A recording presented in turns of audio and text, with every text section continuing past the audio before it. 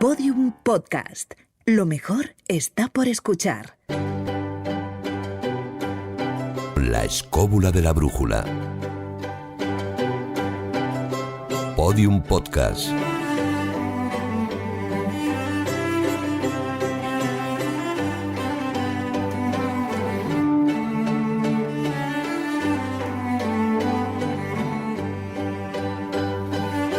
Marta San Mamed, Martísima mía, ¿cómo estás?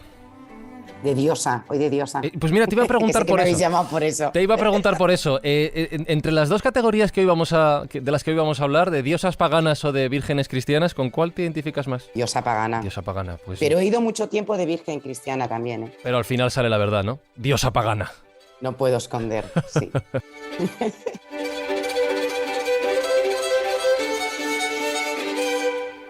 Juan Ignacio Cuesta, ¿cómo estás? Bastante bien. Aquí con el sol de lado, pero bueno. David Sentinella, ¿por qué te escandalizas? No, porque entre que Juan Ignacio dice que está bien y Marta, que es antemuerta, que es sencilla, pues está claro. Marcos Carrasco, ¿cómo estás? Muy bien, aquí de Dios pagano, el que paga a la agencia tributaria, por cierto. Sí, claro. El pagano. De eso sabemos mucho, ¿verdad, Jesús Callejo, los En mi autónomos? Hombre, somos auténticos paganinis. Ahí está, pues seáis dioses, diosas, paganos, no paganos, vírgenes, no vírgenes, cristianas, no cristianos, bienvenidos a esta nueva edición de La Escóbula de la Brújula.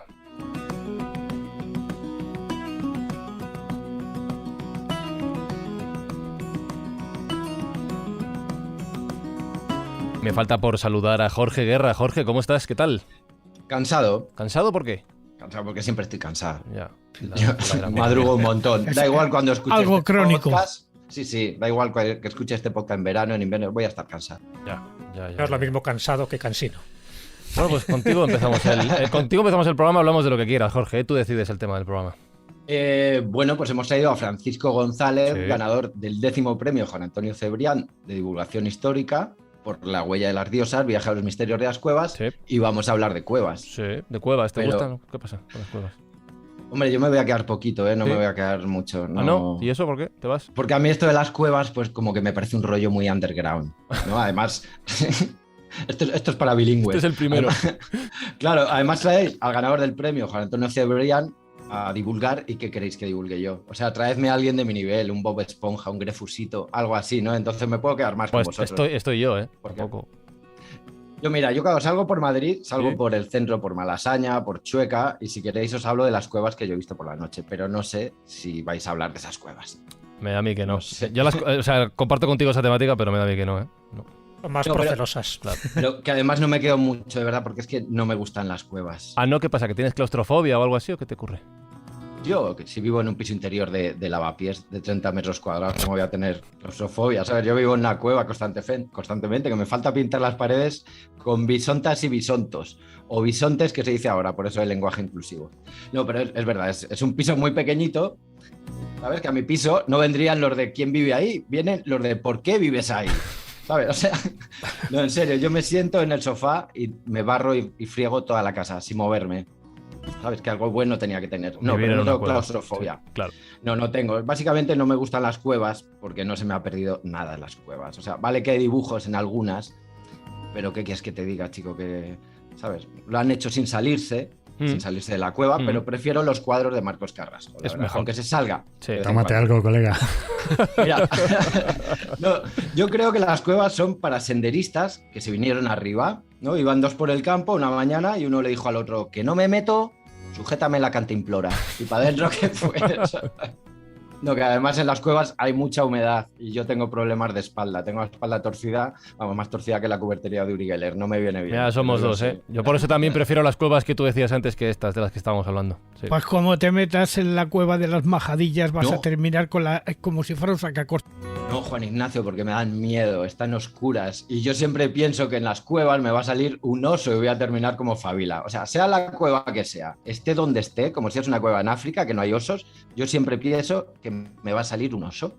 O peor aún, vosotros imaginad que estáis en una cueva y os aparece Juan Ignacio Cuesta. ¡No, no, no! Miedo. ¡Qué horror! Está Prefieres el el hombre, está el hombre haciendo espeleología.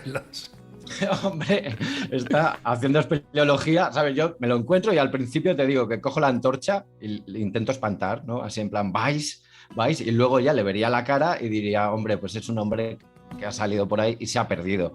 Me daría cosa, ¿no? Es un hombre que salió a comprar unas galletas, unas Marbu dorada para mojar en la leche por las noches y apareció en la Coventosa. Y ahí está Juan Ignacio. Pobre. Sí. Pobre. Si te encuentro... El sitio donde me suelen ver. Ya lo sé, por eso lo digo, pero que no, que es todo broma, Juan Ignacio. Yo sé que eres como el Superman de las cuevas, ¿no? Llevas gafas en tu día a día, pero dentro de las cuevas no las necesitas porque tiene un superpoder que no sé si os sabéis. ¿Cuál? La ecolocalización. ¿Eso qué es? Se ecolocaliza como los murciélagos, que detecta obstáculos, paredes, muebles, columnas, ¿sabes? Cuando va a dar marcha atrás, cuando está en el ovni se pone a hacer el moonwalk, Sí. ¿lo habéis visto? Sí. Suena como los camiones, ahí, Pobre Juan Ignacio. Oye, pero algo, vamos a decir algo positivo, algo habrá que te guste de las cuevas, ¿no, Jorge? Sí, hay algo. Y es que creo que en las cuevas se dan las relaciones de amor más bonitas del mundo. O sea, las relaciones más largas y duraderas que existen, sin que haya intereses económicos por el medio, quiero decir. O sea, hablo de la relación de amor que se da entre las estalactitas y las estalagmitas, porque son relaciones que duran millones de años y tienen todo el tiempo del mundo para conocerse. O sea, sí, se conocen al nacer, pero una está en el techo Poesía. Sí. y la otra está en el suelo, así que no se pueden tocar. Y ellas van creciendo muy poco a poco, pero nunca dejan de mirarse, ¿no? O sea, están lejísimos la una de la otra. Y cuanto más viejas se hacen, más se acercan y más se gustan. Y la estalactita sigue colgada del techo, pero cada vez está más colgada de la estalagmita. O sea, es verdad, le gusta tanto que llega la adolescencia, después de unos millones de años, y es cuando empieza a gotear, como la primavera, ¿no? Y a la estalagmita, pues claro, le gusta lo que ve también, y empieza a crecer, y se va endureciendo, y va creciendo desde el suelo para poder tocarla, ¿no? Hasta que al final se juntan, se aparean, y de su amor, pues nace una columna. O sea, es el amor más firme que hay, ¿no? Joder. Mío, qué poesía. Ya ves, yo no esperaba esto en la introducción. Y poco más puedo aportar, pero bueno, yo sí que quiero dar un consejo a todos aquellos que no sepan distinguir entre una estalactita y una estalagmita. Y es un truco que yo utilizo, una regla mnemotécnica. Y es sustituir el tita de estalactita por teta y te queda estalacteta. Y ahí está, ahí lo tienes, ¿no? Porque tanto las estalactitas como las estalactetas terminan irremediablemente y con el paso de los años colgando. Tú sabes que por este chiste te van a caer pedradas, ¿no? ¿Eres consciente? Sí, Pero ya estoy yo aquí. Sí, no. A ver, ahijado mío. ¿Qué te parece? Está preparado ya. Hablando de diosas, meter las tetas. Jorge, Ya, algo. yo te voy a dar un consejo, Jorge. Métete en la cueva de nuevo porque... Uy. Estaba mirando a Marta y digo, verás. Castigado. Dando miedo. Solo un consejo ahí dentro de la cueva. Dime. Ten cuidado que hay maeses. Sí. Ojo, maosos. Un abrazo, Jorge. Venga, hasta luego, chicos. Gracias, Jorge.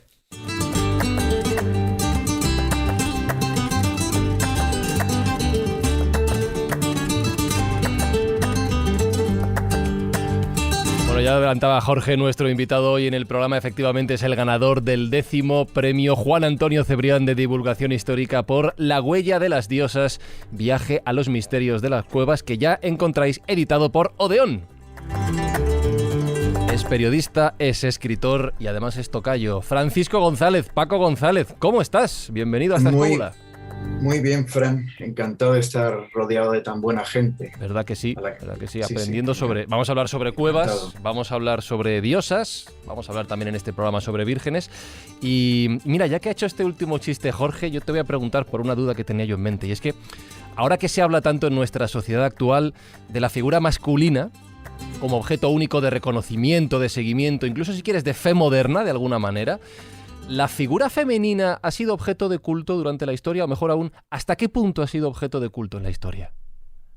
La figura femenina, pues la mujer o lo femenino, pues fue la primera diosa o el primer atisbo de religiosidad o de religión de la humanidad. Comenzó con una vulva pintada en una caverna, probablemente hace 35.000, 40.000 años. Y eso continuó seguramente hasta la edad del hierro, todo ese periodo de tiempo y sobre todo el Paleolítico, que es el más largo de la historia. La divinidad, digamos, ha tenido nombre de mujer o forma de mujer, pero yo diría que no sería muy simplista reducirlo al concepto mujer. Por eso he utilizado lo femenino, ¿no? Porque encarnaba pues una serie de valores que iban más allá de la fertilidad, ¿no? En el libro lo explico mejor. Lo podemos entender como una fertilidad universal, ¿no? Es un concepto mucho más amplio, ¿no? Por eso no me gusta tanto hablar de mujer como de lo femenino, que creo que es más adecuado. Lo que está claro, Paco, es que antiguamente había un matriarcado. Yo creo que eso no hay ningún tipo de duda y los antropólogos están de acuerdo. Pero desde tu punto de vista, todos esos ritos que se hacían a lo femenino, desde un punto de vista amplio, es decir, un punto de vista arquetípico, ¿cuándo deja de practicarse ese culto y hay como una especie de golpe de estado del patriarcado? ¿En qué época lo localizas tú? Sí, el patriarcado que se sigue practicando todavía en nuestros días. En mi tierra, por ejemplo, en el País Vasco, está todavía muy presente el matriarcado, perdóname, el matriarcado, has entendido, ¿no? En el País Vasco, por ejemplo, y en otras sociedades, en otras culturas del mundo, ¿no? Como te he dicho, la edad del hierro. La edad del hierro que tiene, cuando una época pinta mal, ¿no? Mira, por ejemplo, esta que estamos viviendo, parece que estamos saliendo poco a poco. Con el asunto de la pandemia se habla de época de hierro, ¿no? O de tiempo de hierro, ¿no? La edad de hierro, digamos que es un golpe de estado de lo masculino, del hombre contra la mujer. Desde el punto de vista de la religión, de repente, pues, se rinde culto a un dios creador, ¿no? A una especie de patriarca universal, pero ese dios creador también es un dios vengativo, ¿no? Si lo miramos desde de la edad del hierro hacia atrás, vemos, por ejemplo, en los objetos, las esculturas y los objetos que se encuentran en muchos yacimientos vinculados con templos o incluso cavernas, con la diosa madre o la diosa sin nombre, porque esta diosa no tuvo nombre hasta tiempos más recientes, pues encontramos objetos que no tienen que ver con la guerra, o que no pueden asociarse con una diosa vengadora, ¿no? Al contrario, a partir de la edad del hierro sí encontramos que es una especie de reivindicación de lo bélico, ¿no? De la lucha para acaparar el poder.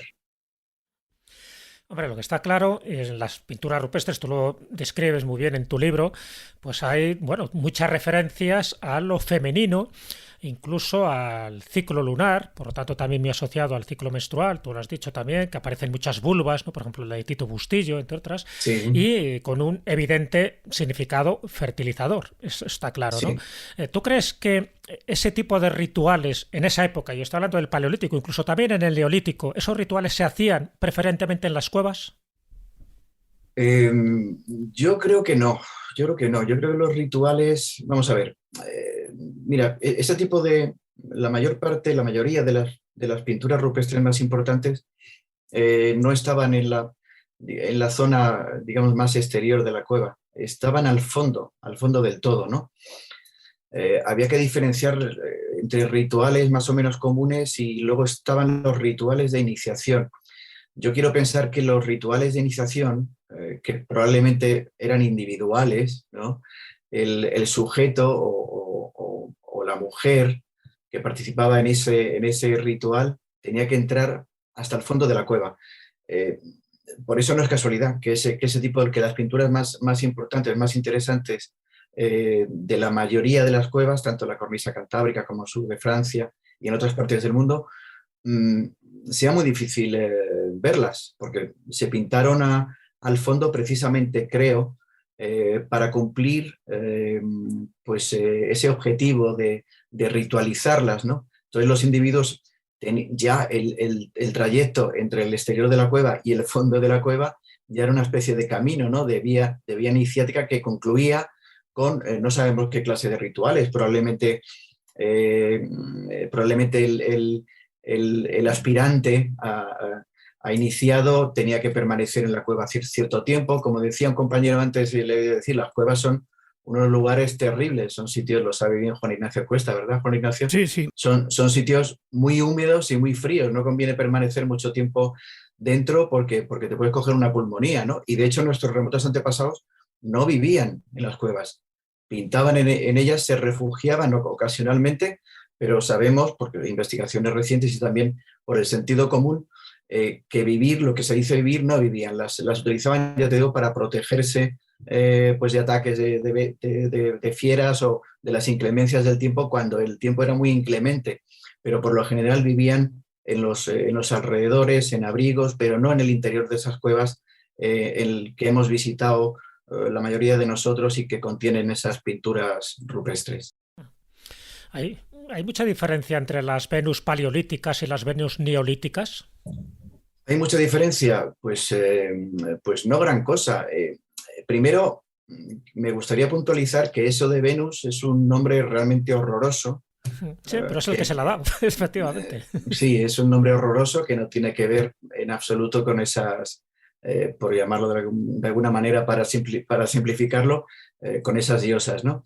Lo de Venus, como esa Venus famosa de Willendorf, que habréis visto, esa mujer oronda, ¿no? De grandes pechos y las nalgas muy redondeadas, también muy anchas, ¿no? Que es, efectivamente, parece el emblema o el símbolo de la fertilidad. No hay excesiva diferencia, salvo que interpretemos que estas manifestaciones son arte, ¿no? Entonces podríamos hablar de una evolución del arte, ¿no? En fin, pero conceptualmente hablando no hay diferencia, en mi opinión. Parece ser que las más modernas, las neolíticas, son más esbeltas, no hacen tanto hincapié en lo que es lo que acabas de decir, Paco, lo que son las formas voluptuosas o rondas que son sinónimo de fertilidad, ¿no? Y eso que tú dices, estoy muy de acuerdo, porque llamarle Venus, llamarle arte, llamarle escultura, en lugar de llamarle manifestación, representación, todo este tipo de cosas, pues en realidad ahí es que esconde también un poco un presentismo, ¿no? En el juzgar todo aquello como lo que hacemos hoy, ¿no? Sí, efectivamente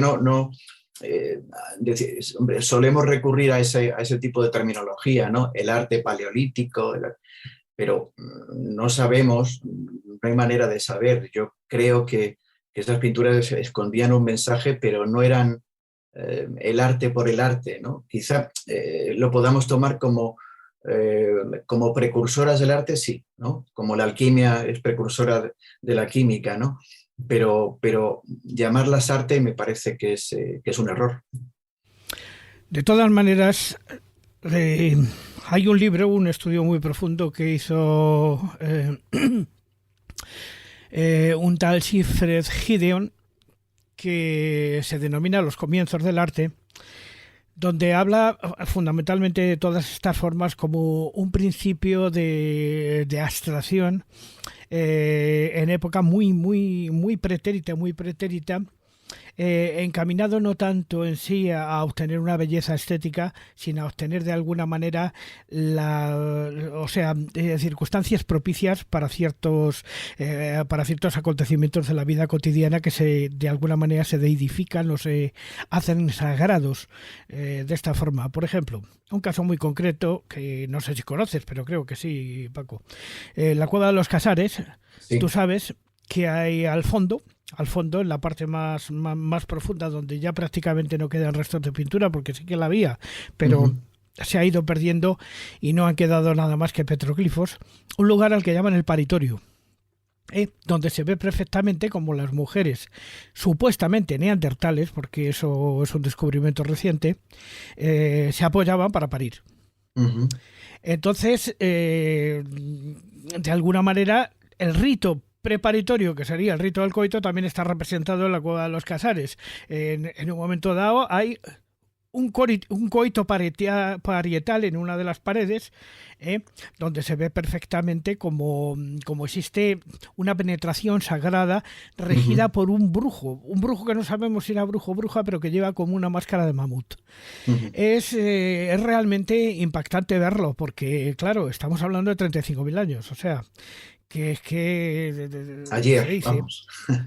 Ayer. Entonces, ahora últimamente que se ha empezado a hacer catas, porque siempre se dudaba si eran neandertales o eran sapiens, se han empezado a hacer catas y han empezado a salir los esqueletos. Ya casi definitivamente podemos afirmar que se trataba de mujeres neandertales y hombres neandertales los que habitaron aquel recinto sagrado.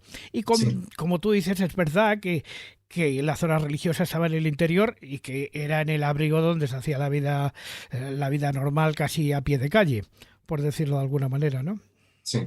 A ver, me gustaría hacer un apunte, Juan Ignacio, siguiendo con el tema de estas pinturas, ¿no?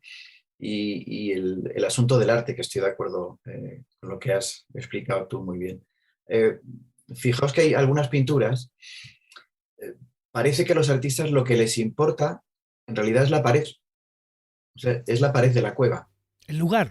El lugar, efectivamente, pero más concretamente la pared y las formas, las rugosidades de la pared. De tal manera, ellos se fijan primero en la pared y luego plasman un animal, y a veces los relieves de la pared conforman las formas de ese animal, ¿no? El contenido. Digamos, animal, sí. efectivamente, digamos que la pintura quedaría como en un segundo plano. Lo que les parecía más relevante, yo creo que era la pared en sí, ¿no? Y que veían esa pared, como han dicho expertos en la cuestión más sabios que yo, veían esa pared como si fuese una especie de velo mucho menos sólido de lo que nos parece a nosotros ahora, que utilizamos el pensamiento científico, no como ellos que utilizaban el pensamiento simbólico. Era un velo que se podía atravesar. Eso explicaría, por ejemplo, si sabéis, recordáis las clásicas pinturas con las manos, ¿no? Esas pinturas de manos que algunas tienen los dedos, les faltan dedos, les faltan falanges, ¿no? Hay una hipótesis que cuenta que esos dedos faltantes en realidad estarían atravesando la roca, atravesando la pared. No es que les faltasen falanges por accidentes de caza o accidentes domésticos, ¿no? Ellos utilizaban las manos para todo, eran su herramienta, y en épocas de mucho frío, en fin, había muchas formas de perder los dedos, ¿no? Las falanges, pero una explicación que a mí me resulta fascinante y que comparto en el libro es esa posibilidad de que utilizasen esas falanges faltantes. Lo que estarían indicándonos es que están atravesando la pared. Aquellos antepasados nuestros veían la pared como un misterio, tras el cual se ocultaba otro mundo, el inframundo, o como queramos llamarlo, a propósito de lo que acaba de comentar Juan Ignacio, ¿no? Por eso esas ceremonias rituales estaban en esos lugares tan ocultos, tan alejados del exterior de la cueva.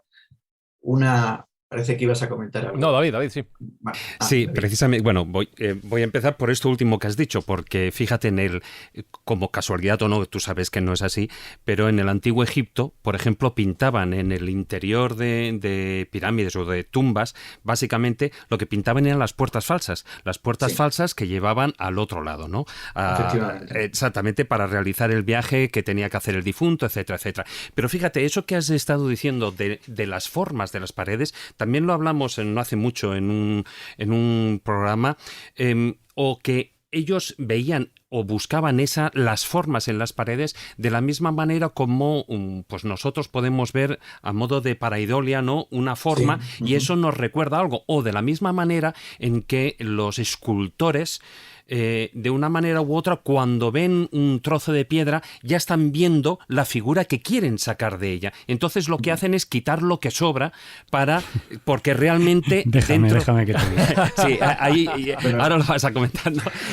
Está esa esencia, ese alma que ellos, los escultores, ven, ¿no? Sí. Pero bueno, si quieres comenta tú, Marcos, eso, y luego para no irnos de tema, y luego ya comento lo otro que yo quería decir. Precisamente es que quería hacer un breve comentario con lo que ha dicho Paco, Paco, y es, bueno, yo tuve la ocasión de hablar con José Antonio Las Heras, el que hizo la neocueva en Altamira. Más o menos esto ocurría en el año 81, yo estaba empezando y él estaba terminando la facultad y estaba con ese proyecto, ¿no?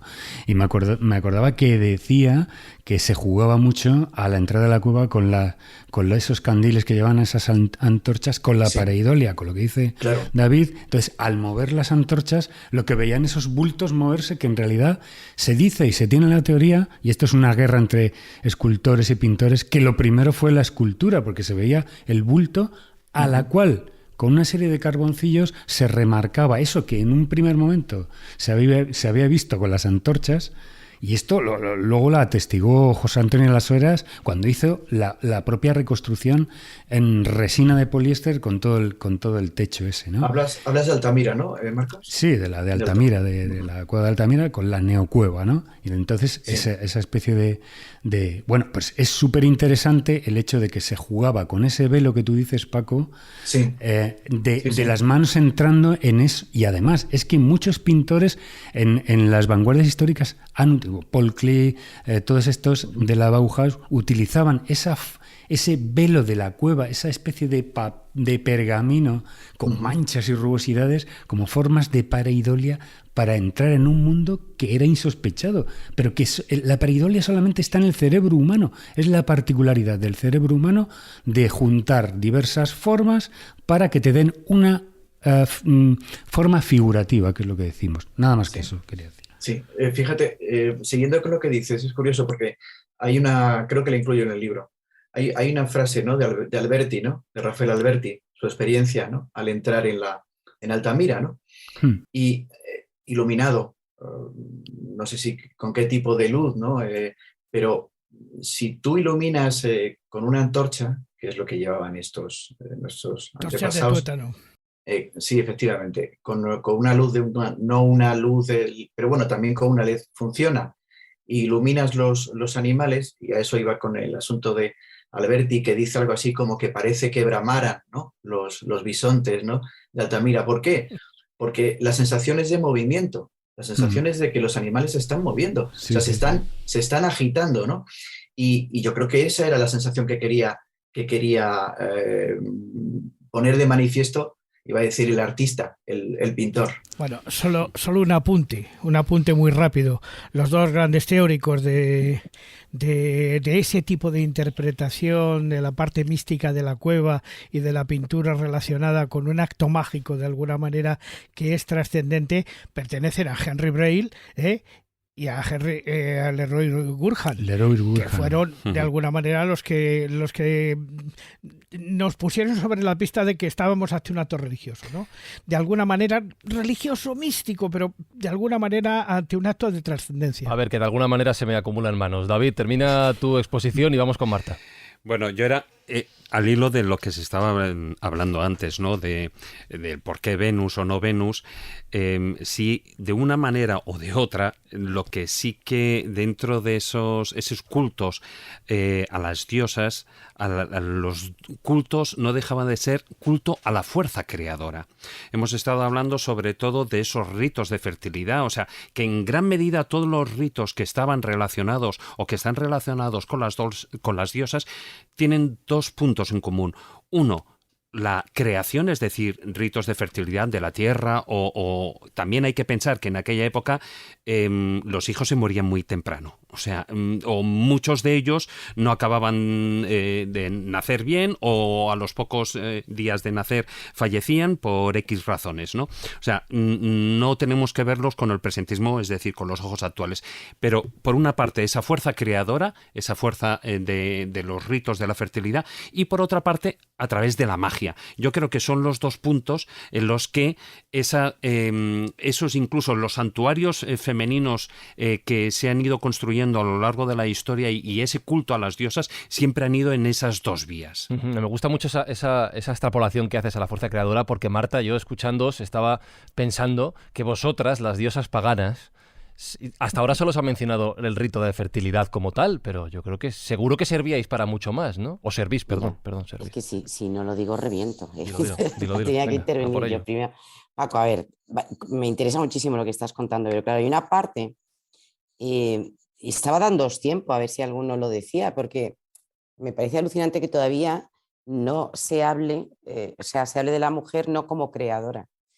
Entonces ya hay estudios y hay evidencia de que el 75% de las manos pintadas pertenecen a mujeres. Sí, lo cuento en el libro, además. Efectivamente, sí. ese estudio también lo que nos indica es que hay una posibilidad altísima, por no decir el 100%. Y yo recuerdo que yo debía tener como unos 13 años cuando en un colegio de monjas donde yo iba, claro, con mi colegio, yo levanté la mano diciendo y reivindicando que esas pinturas eran femeninas creadas por mujeres y hechas por mujeres. Muchísimas. Y recuerdo perfectamente que estuvieron a punto, yo creo que, no sé si suspenderme, pero al pasillo me fui, San Mamés al pasillo casi seguro que sí. Entonces, claro, en la cueva, o sea, a mí me ha pasado, y mira que Maese sabe que me quiere meter en todas las cuevas y yo no me dejo porque yo soy como Jorge y tengo cierta sensación de agobio, pero no es agobio como tal, es la privación sensorial de una cueva, la que a mí me hace, no lo sé, ¿sabes? Empezar alucinar. A sentirme chamana y poderosa, porque es verdad que en una cueva una persona se empieza a sentir poderoso. Entonces, claro, yo me imagino a estas antepasadas nuestras en la cueva pariendo, como tú has contado, enseñando a través de su pintura. Y yo, aunque fuera didáctico, hay otra parte en la que no creo. Yo creo que es arte, Paco. Yo sí que tengo convencimiento absoluto de que es arte puro y duro. Que se inspirara, como ha dicho David, y que fueran pareidolias, es evidente. Y además, si ya tiras de hierbas y estás en una cueva con un montón de figuras, ves el águila, el toro, la nube, No, además, Marta, hay testimonios ya arqueológicos recogidos dentro de muchísimas cuevas, tanto neandertales como de sapiens, de haber utilizado sustancias psicotrópicas, para poder. Hay un libro, por ejemplo, de Elena Doce Guerra, que nos cuenta que efectivamente se utilizaban Psilocybes purpúrea, se utilizaba Amanita muscaria, se utilizaban muchísimas cosas para entrar en un estado de trance, y que no eran precisamente los hombres que estaban de caza, sino que eran las mujeres que estaban con la prole allí dentro construyendo el santuario al que después, pues se acudía de alguna manera a ponerse en contacto con el más allá. O también estaban de caza. Porque ya se ha demostrado que también las mujeres estaban de caza. Marta, o sea, yo creo que Marta, no había curioso. tanta diferencia de roles como creo que hay ahora. Estamos llegando a esas conclusiones, vamos. Bueno. Pero fíjate, las mujeres, está claro, porque cada día surge un descubrimiento, ¿no? Este esqueleto que se atribuía a un guerrero, a un cazador, a un varón, resulta que no era de un guerrero, un varón, un cazador, sino que era de una guerrera, una mujer, ¿no? Pero llegó un momento en la prehistoria, digamos, los primeros atisbos de especialización del trabajo, de las tareas, de la separación del trabajo. La mujer, cuando se quedaba embarazada, no podía ir a cazar, a guerrear. Pero, ¿qué pasó con eso? Pues yo creo que la mujer conocía, a propósito de lo que acaba de comentar Juan Ignacio Cuesta, la mujer empezó a ser una especialista en las hierbas, en las plantas, claro, en los hongos. Vamos a ver, el origen de la mujer como sacerdotisa, como hechicera, por utilizar ese, comenzó muy pronto, comenzó en las cavernas. Mira, no sé si conoces, Paco, la cueva del Parpalló, que está detrás del No la he visitado, ¿no? Bueno, pues detrás del Mondúber, en Valencia, existe la cueva del Parpalló, donde apareció un esqueleto de una niña de unos 16 años, que ya era una adulta en su época y tal, y que se supone que era la chamana que funcionaba en este lugar. Sí, efectivamente. Y efectivamente, como dice Juan Ignacio, utilizaban psilocibes, semilanceata, como las siguen utilizando hoy, muchos chamanes en todo el mundo, la Amanita muscaria. Yo en el libro pongo una foto de un sitio que seguramente conocéis o conoce José Ignacio, que como yo es aficionado a meterse en cuevas y cavernas y criptas y sitios así de chungos, ¿no? Hay un abrigo rupestre en Selva Pascuala, Juan Ignacio. Hombre, por Dios, Cuenca, en Villar del Humo, importantísimo. Pues importantísimo. Entonces, esos honguitos, esos 12 hongos que aparecen representados en esa pared, yo creo que no es el arqueólogo que presentó el informe en una revista norteamericana, apostaba porque era un tipo de psilocibe un poco más raro, que solo se da en el Pirineo. A mí me extraña un poco, pero bueno, nunca se sabe. Pero sí que Si tú coges una psilocibe semilanceata, que es popularmente conocido como mongi, ¿no? Mongi, sí. Es exactamente igual ese perfil. Pero a propósito de lo que ha comentado hace muy poquito Marta también, para lograr esos estados alterados de conciencia, no era condición indispensable consumir sustancias enteógenas, ¿no? O psicotrópicos. Vamos a ver, eso acelera mucho el trance. Eso no tienes que sufrir, en fin, que es como rápido, ¿no? Como lo consigo. No, pero Marta apunta a una cosa muy interesante.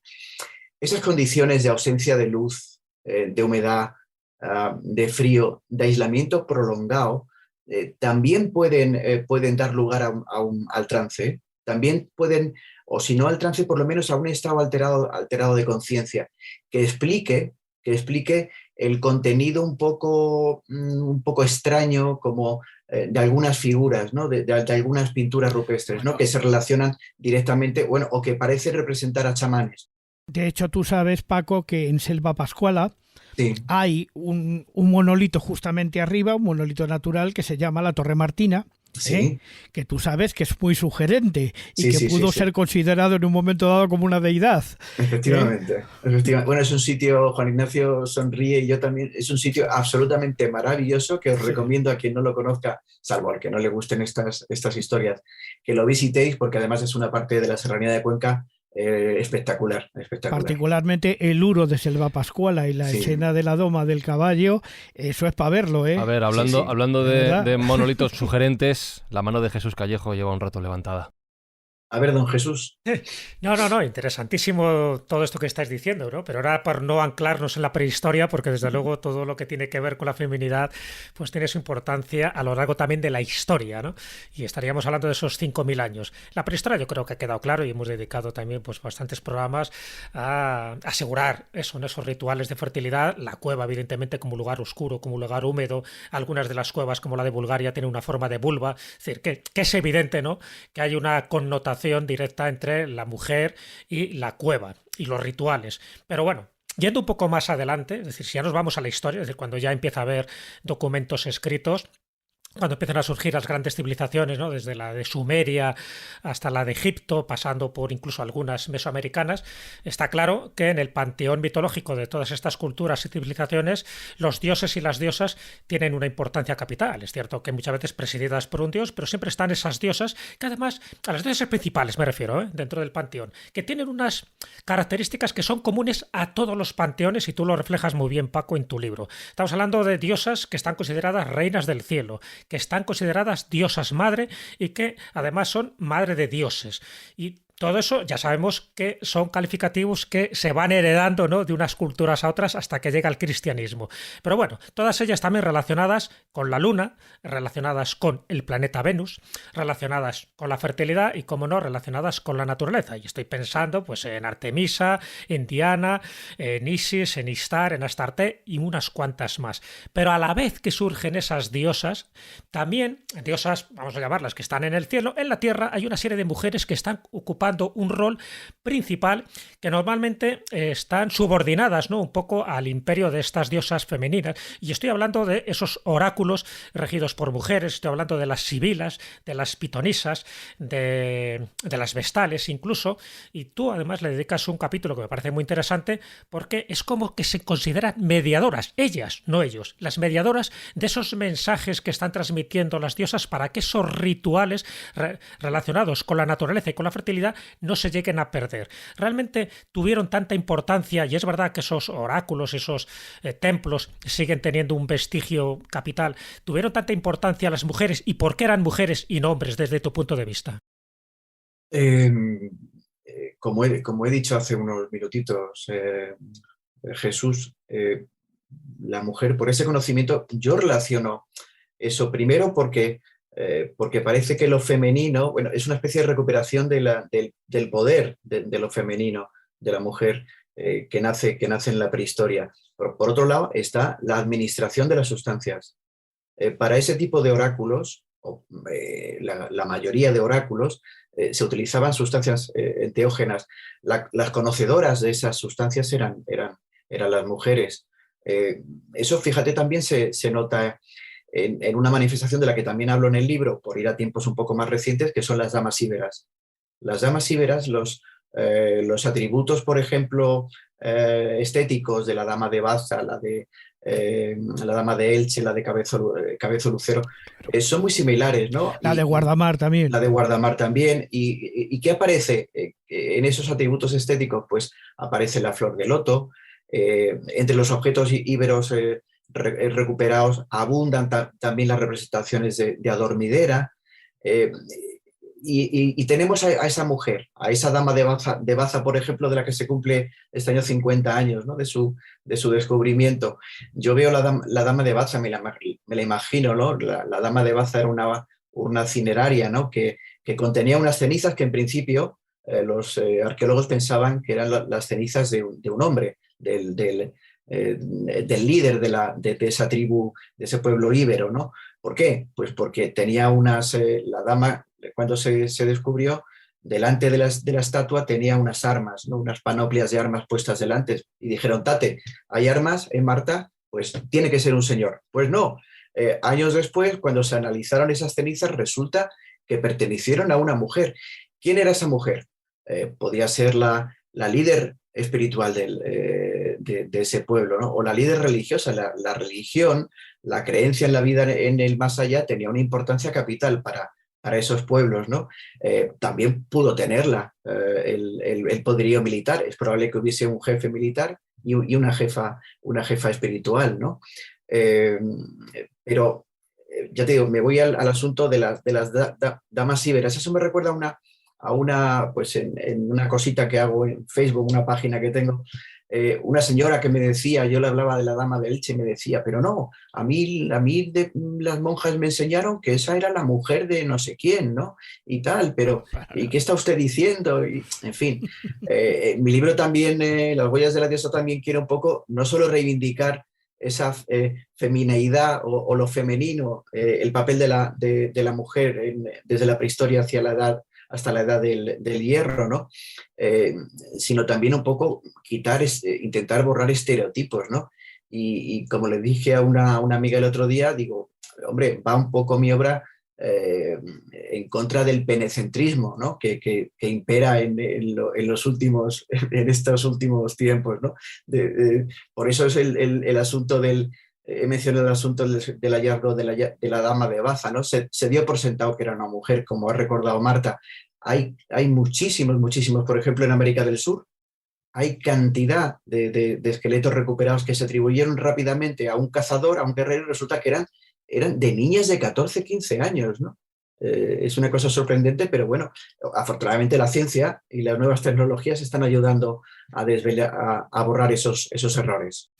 A veces se da una paradoja. Estás hablando de los esqueletos femeninos que aparecen en este tipo de tumbas, o en fin, de sacerdotisas, o estas damas oferentes del pueblo íbero.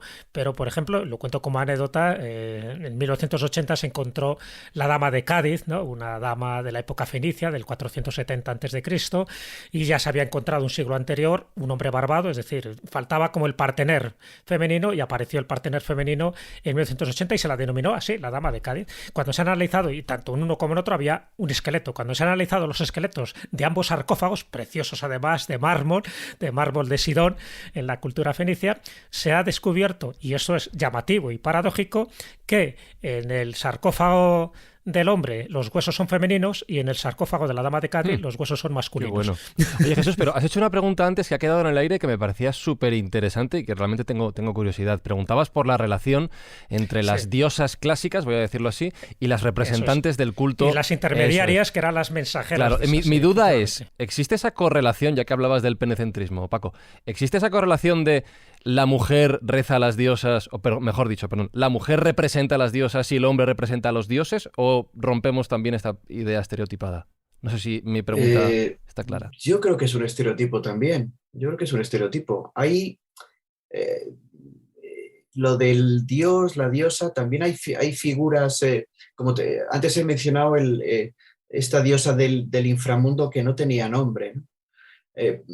Por ejemplo, nuestra cultura que proviene de la cultura clásica, de la cultura griega, de la cultura latina, los griegos, cuando empiezas a estudiar griego, y yo estudié griego, te das cuenta que hay palabras que definen tanto una cosa como la contraria, ¿no? Y hablar de, ¿sabes?, los nombres de los dioses, de las diosas, es todo muy complejo. La diosa del inframundo, por ejemplo, de los foceos, que eran unos griegos que probablemente tomaron sus enseñanzas de Anatolia, la diosa no tenía nombre. Pasaba algo parecido como con los judíos, ¿no?, que no pueden nombrar el nombre de Dios, ¿no? No lo pueden escribir. Ponen la D y acaban con la S, ¿no? Efectivamente, pues en este caso, tal era el respeto que le tenían a esa diosa, se cree que era una diosa, pues que no le pusieron nombre, no se podía decir su nombre. Yo creo que no hay que ser categóricos, ¿no? No hay que decir, bueno, sí, los hombres rendían culto a un dios y las mujeres rendían culto a una diosa, y los templarios rendían culto a las vírgenes negras. Que eso también puede ser un poco paradójico, ¿no? A propósito de esa conversión de la diosa pagana en la diosa cristiana, que recuperó el papel de la mujer pasada la edad del hierro, en torno a los siglos 9, 10 y 11. Ahora hablamos del cristianismo. David. Sí, precisamente al hilo de lo que estaba diciendo. Bueno, primero un apunte antes, cuando se estaba hablando de esas plantas enteogénicas, esas plantas sagradas. Enteogénicas significa las que sacan al Dios que llevamos dentro, con lo cual ahí ya estamos viendo por dónde van los tiros. Pero al hilo de lo que estaba diciendo Paco ahora, y de esas vírgenes negras o no, lo que decían los el origen de todo este hilo está, sin lugar a dudas, en Isis. Isis, a la que, bueno, podríamos decir que es una... Incluso antes, no te creas, ¿eh? Sí. Bueno, lo que ocurre es que con el culto a Isis, primero, es el culto más extendido en su momento, porque primero era una de las figuras o de las más importantes del panteón de Egipto, de la época de los faraones. Además, era el modelo de madre por excelencia, tanto de mujer como de madre por excelencia, que además aunaba dentro de sí lo que era la fertilidad, era el arquetipo del amor, de la fuerza también, porque no hay que olvidarse que el mito de Osiris, la que consigue reunir todos los trozos de Osiris es Isis, y luego la que ayuda a su hijo, a Horus, en este caso, fijaros las semejanzas, ¿no?, con el cristianismo, y a quien consigue ayudar a su hijo Horus en esa lucha con Set es también Isis. Con lo cual, Isis es esa esposa, madre, modelo, el símbolo de la unidad, de la familia divina, etcétera, ¿no? Pero primero, como estabas diciendo, por extensión, Isis primero se introduce en el mundo griego, más tarde en el romano, traspasando una vez ya lo que son los límites de la península itálica, y entonces ya se adora en un montón de puntos de todo lo que es la cuenca mediterránea, que están repartidos, bueno, todos los santuarios que son greco-egipcios, los santuarios greco-romanos, todos, hay un montón, en España hay un montón de estos que están consagrados a la diosa. Pero como digo, su culto se extiende por todo el Mediterráneo, e incluso resistió el auge del cristianismo hasta que ya en el siglo VI después de Cristo, a partir de ahí, pues con Justiniano, en el 535 fue cuando el que prohíbe ya ese culto, ¿no? Y los primeros cristianos, yo diría ahí un poquitín al hilo del por qué esa relación con las vírgenes negras, ¿no? Esos primeros cristianos que se inspiraron en esa función maternal y proteccionista de la diosa de Isis con su hijo, con Horus niño, y lo que hicieron fue adaptarla para lo que era la Virgen María. De hecho, muchas de las representaciones de Isis está sentada en una postura sedente, amamantando a Horus, a su hijo, ¿no? Con lo cual, yo creo que además es un punto de partida también para hablar de muchas de estas diosas, porque Isis se relaciona mucho con Horus, pero también se ha relacionado, por supuesto, con...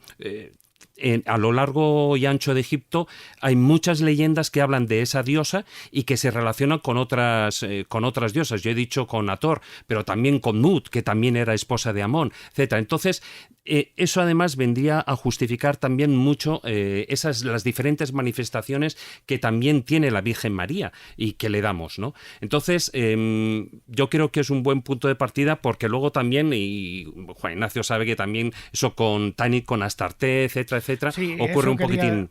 Eso quería comentar. Por ejemplo, en el mundo púnico viene una evolución del mito de Isis, Astarte, que sería la diosa Tanit, que es la diosa del amor, que tiene además su oponente masculino en la isla de Ibiza. Son, digamos, los protectores de alguna manera de la isla de Ibiza, de los primeros ibicencos, que eran de origen púnico. En la cueva de Escullerán, por ejemplo, empezaron a aparecer los esvotos de la diosa Tanit, pero también empezaron a aparecer esvotos del dios Bes, que también viene del mundo asirio. O sea, que quiero decir que hay una correlación, una relación directa entre todas ellas. Sí, yo quería puntualizar una cosa. He visto que David es muy pro-egipcio, ¿no? Sí. Se nota, se nota. Yo soy más bien pro-sumerio o pro-anatolio, si es que se puede decir así, supongo que sí. El éxito de Isis y cómo afecta a nuestra cultura y a nuestra religión, el éxito de Isis es el meollo de su misterio, que es la promesa de la vida eterna. O sea, la promesa de la vida en el más allá, la promesa de la resurrección. Claro, que es lo que hace con el mito de Osiris. Claro, es muy sencillo. A los griegos les parece fascinante, y a los romanos también, y a los cristianos no menos, ¿no? Isis explica nuestra religión reciente, ¿no? El cristianismo lo explica bien. Hay diosas muy importantes y mucho más antiguas, ¿no? Diosas que están relacionadas pues con Sumeria, por ejemplo, o diosas que tienen relación directa con hallazgos, con yacimientos arqueológicos, ¿no? Ahora, estabas hablando de Isis y de la Virgen, ¿no? De las vírgenes cristianas, ¿no? Y yo recuerdo, me estaba viniendo a la memoria el Monte Carmelo. El Monte Carmelo, el Monte Carmelo es una sierrecita, una cordillera que da al mar, ¿no? Al Mediterráneo. Está en Israel. O la Virgen del Carmen de los cristianos, nació allí, pero esa Virgen vino navegando. Antes estabais mencionando Venus, ¿no? El planeta Venus. A mí, que me gusta navegar, los marineros saben mucho de estas cosas, ¿no? Y son también supersticiosos, ¿no? O somos supersticiosos, ¿no? Por eso hay barcos, por ejemplo, lo sabéis, en Málaga, estas embarcaciones tradicionales fenicias llevan el ojo de el Udyat, ¿no? Egipcio, que es de origen púnico, lo llevan en la proa del barco. En Malta, acuérdate, en Malta. En Malta, que lo vimos Jesús, claro. Jesús y yo. Bueno, e incluso creo que en Crevillente, cuando la entrega del premio, comenté que en Bilbao, alguien, no se sabe hace cuánto tiempo, pues puso también de moda que los barcos pesqueros llevan o algunos, no me atrevo a decir muchos porque hay muchos barcos allí, llevan el ojo de Horus delante, ¿no? Claro, como protección. Uh-huh. Efectivamente, como amuleto protector, ¿no? Pero ya te digo, lo que me gustaría subrayar del asunto de Isis, ¿no?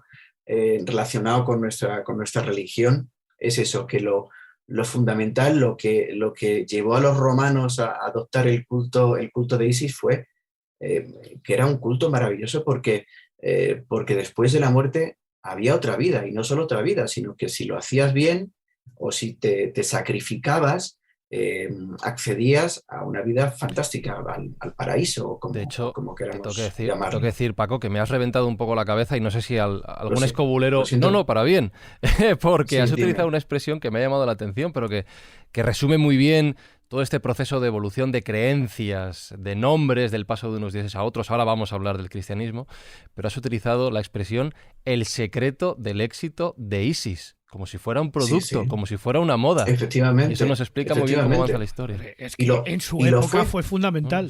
Y lo fue. Sí, Quiero decir que fue una moda, hasta que alguien decidió que dejara de serlo, ¿no? Pero Isis compartió el panteón romano, ¿no? Con la tríada de dioses romanos, ¿no? Y era, fíjate, por un lado atrapaba al público, como ha comentado David. La historia de Isis es una historia terrible, ¿no? Es una historia tremenda que te llega al corazón, es como un culebrón, ¿no? Y bueno, se hizo muy popular, pero por otra parte, los misterios isíacos, los misterios de Isis, eran para iniciados, ¿no? Se llevaban a cabo en lugares oscuros, en criptas, solo podía participar, digamos, una élite.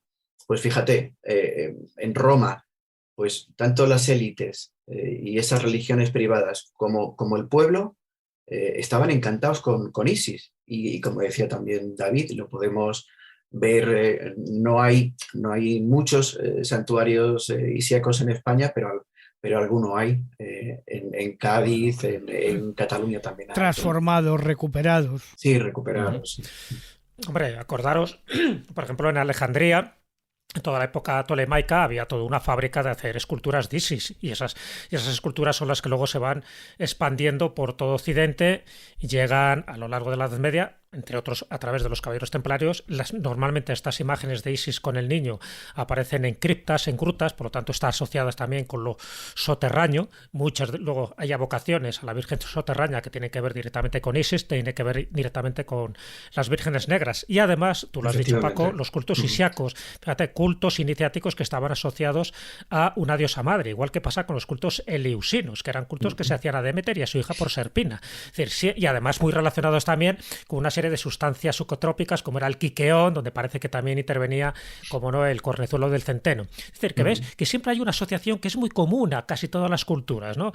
Sí. Lo oculto, lo subterráneo, la cueva, la luna, la virgen, los ritos iniciáticos, las sustancias psicotrópicas para el agua también. El agua también, efectivamente. El fuego pozos, también, en algunos casos también. Si vas a hacer Cerdeña, los pozos sagrados relacionados con las diosas y con vírgenes negras. Se han hallado algunas estatuillas preciosas. Yo he visto una en Cerdeña de madera oscurecida también, como esas vírgenes negras. Sí, por eso te decía del simbolismo de las vírgenes negras que traspasa mucho más que el ámbito cristiano, a pesar de que dentro del cristianismo se las asoció, pues eso, a cultos mistéricos, pero bueno, ya bastante descafinados en comparación con lo que se hacía en las épocas paganas, ¿no? Por eso decía que era un poco para remarcarlo antes de entrar ya un poco en el mundo cristiano, que es apasionante también, de cómo esas diosas paganas se convirtieron en vírgenes cristianas, pero siempre asociadas con ese secretismo, con ese misterio, que lo que hizo el cristianismo fue desligarlo de la parte iniciática, que es un poco la parte iniciática que tenía el mitraísmo, por ejemplo.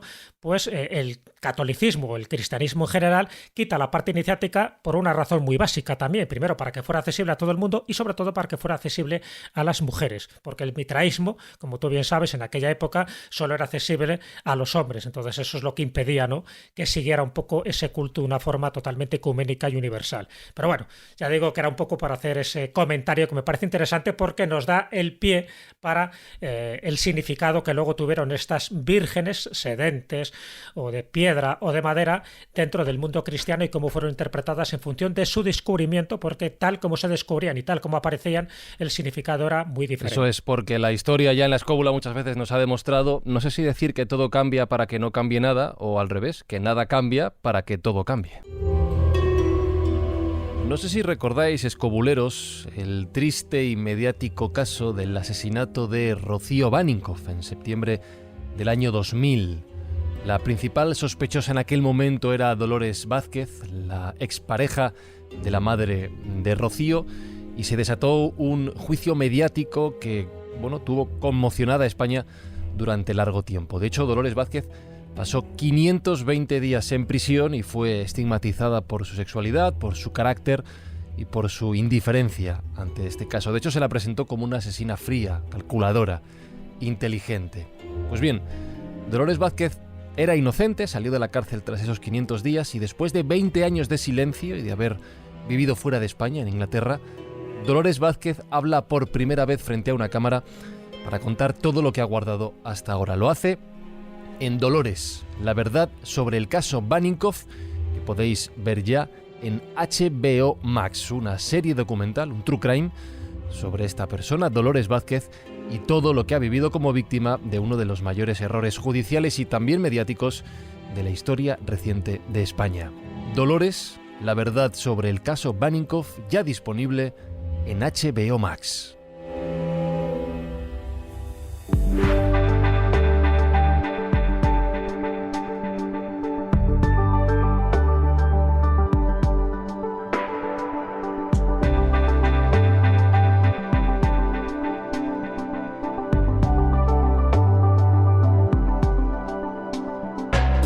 A ver, Marta San Mamés, diosa pagana mía, tengo una duda que plantearte. Estamos hablando mucho de divinidades femeninas, diosas, llamémoslas como quieras, vírgenes, se han mencionado. Estamos hablando del papel de la figura femenina, pero ¿y si, que no Isis, y si la figura femenina a la que tuviéramos que adorar estuviera debajo de nuestros pies y no ahí arriba en el cielo? ¿Y si lo que estamos pisando es lo que de verdad regula nuestras vidas? ¿Cómo lo ves? Sí, es que es alucinante, o sea, me flipa mucho que no hayamos mencionado todavía a Gaia, ¿verdad? Es como, estamos aquí con es que te lo estábamos dejando a ti. Estaba como prohibido, ¿no? ¿Qué querías, que te lo pisáramos? Está totalmente prohibido no hablar de Gaia, es alucinante.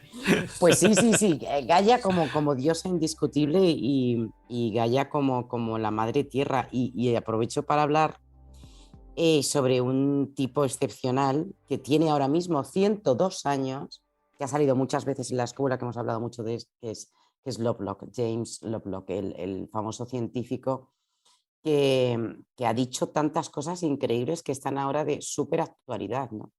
Y una de estas cosas que él escribió fue la archiconocida hipótesis Gaia, y algunos dicen que no tiene ningún sentido y que no deja de tenerlo. Porque es así, o sea, la hipótesis trata de entender si estamos desconectados de este planeta y entender si la Tierra en sí es un organismo vivo que se autorregula y que se autogestiona. Entonces, lo que le pasa a Lovelock es que él estaba obsesionado con la insignificancia del ser humano, que es una cosa que también pasa a mí y nos pasa a muchos, ¿no? Que somos realmente nada y que después de haber pasado, si es que es así, esta movida covídica, pues todavía nos hace replantear más si es que Gaia primero nos está enviando un mensaje, nos está llevando al rincón de pensar que muchos dicen. Marcos, tú te acuerdas que hiciste además un dibujo de Urk de estos divertidísimos que hablaba de eso, ¿no? De si Gaia nos estaba castigando. O si es realmente un sistema que se autogestiona, es un ser vivo, que posiblemente sea así porque la temperatura, la estamos cambiando nosotros si es que hay un antropoceno o no, pero realmente el hombre está influyendo, ¿no? Pero la salinidad del agua no ha variado. Hace más de 2.500 millones de años que la atmósfera se mantiene estable. Entonces, claro, este tipo de cosas, la radiación solar está más o menos alejada.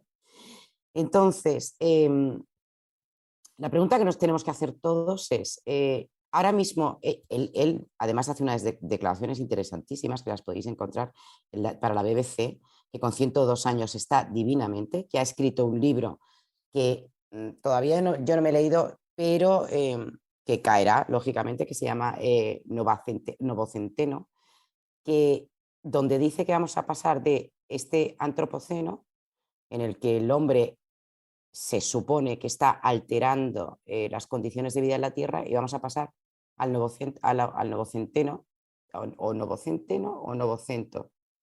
No, Novaceno. Novocento, Ni una cosa ni la otra, al Novaceno.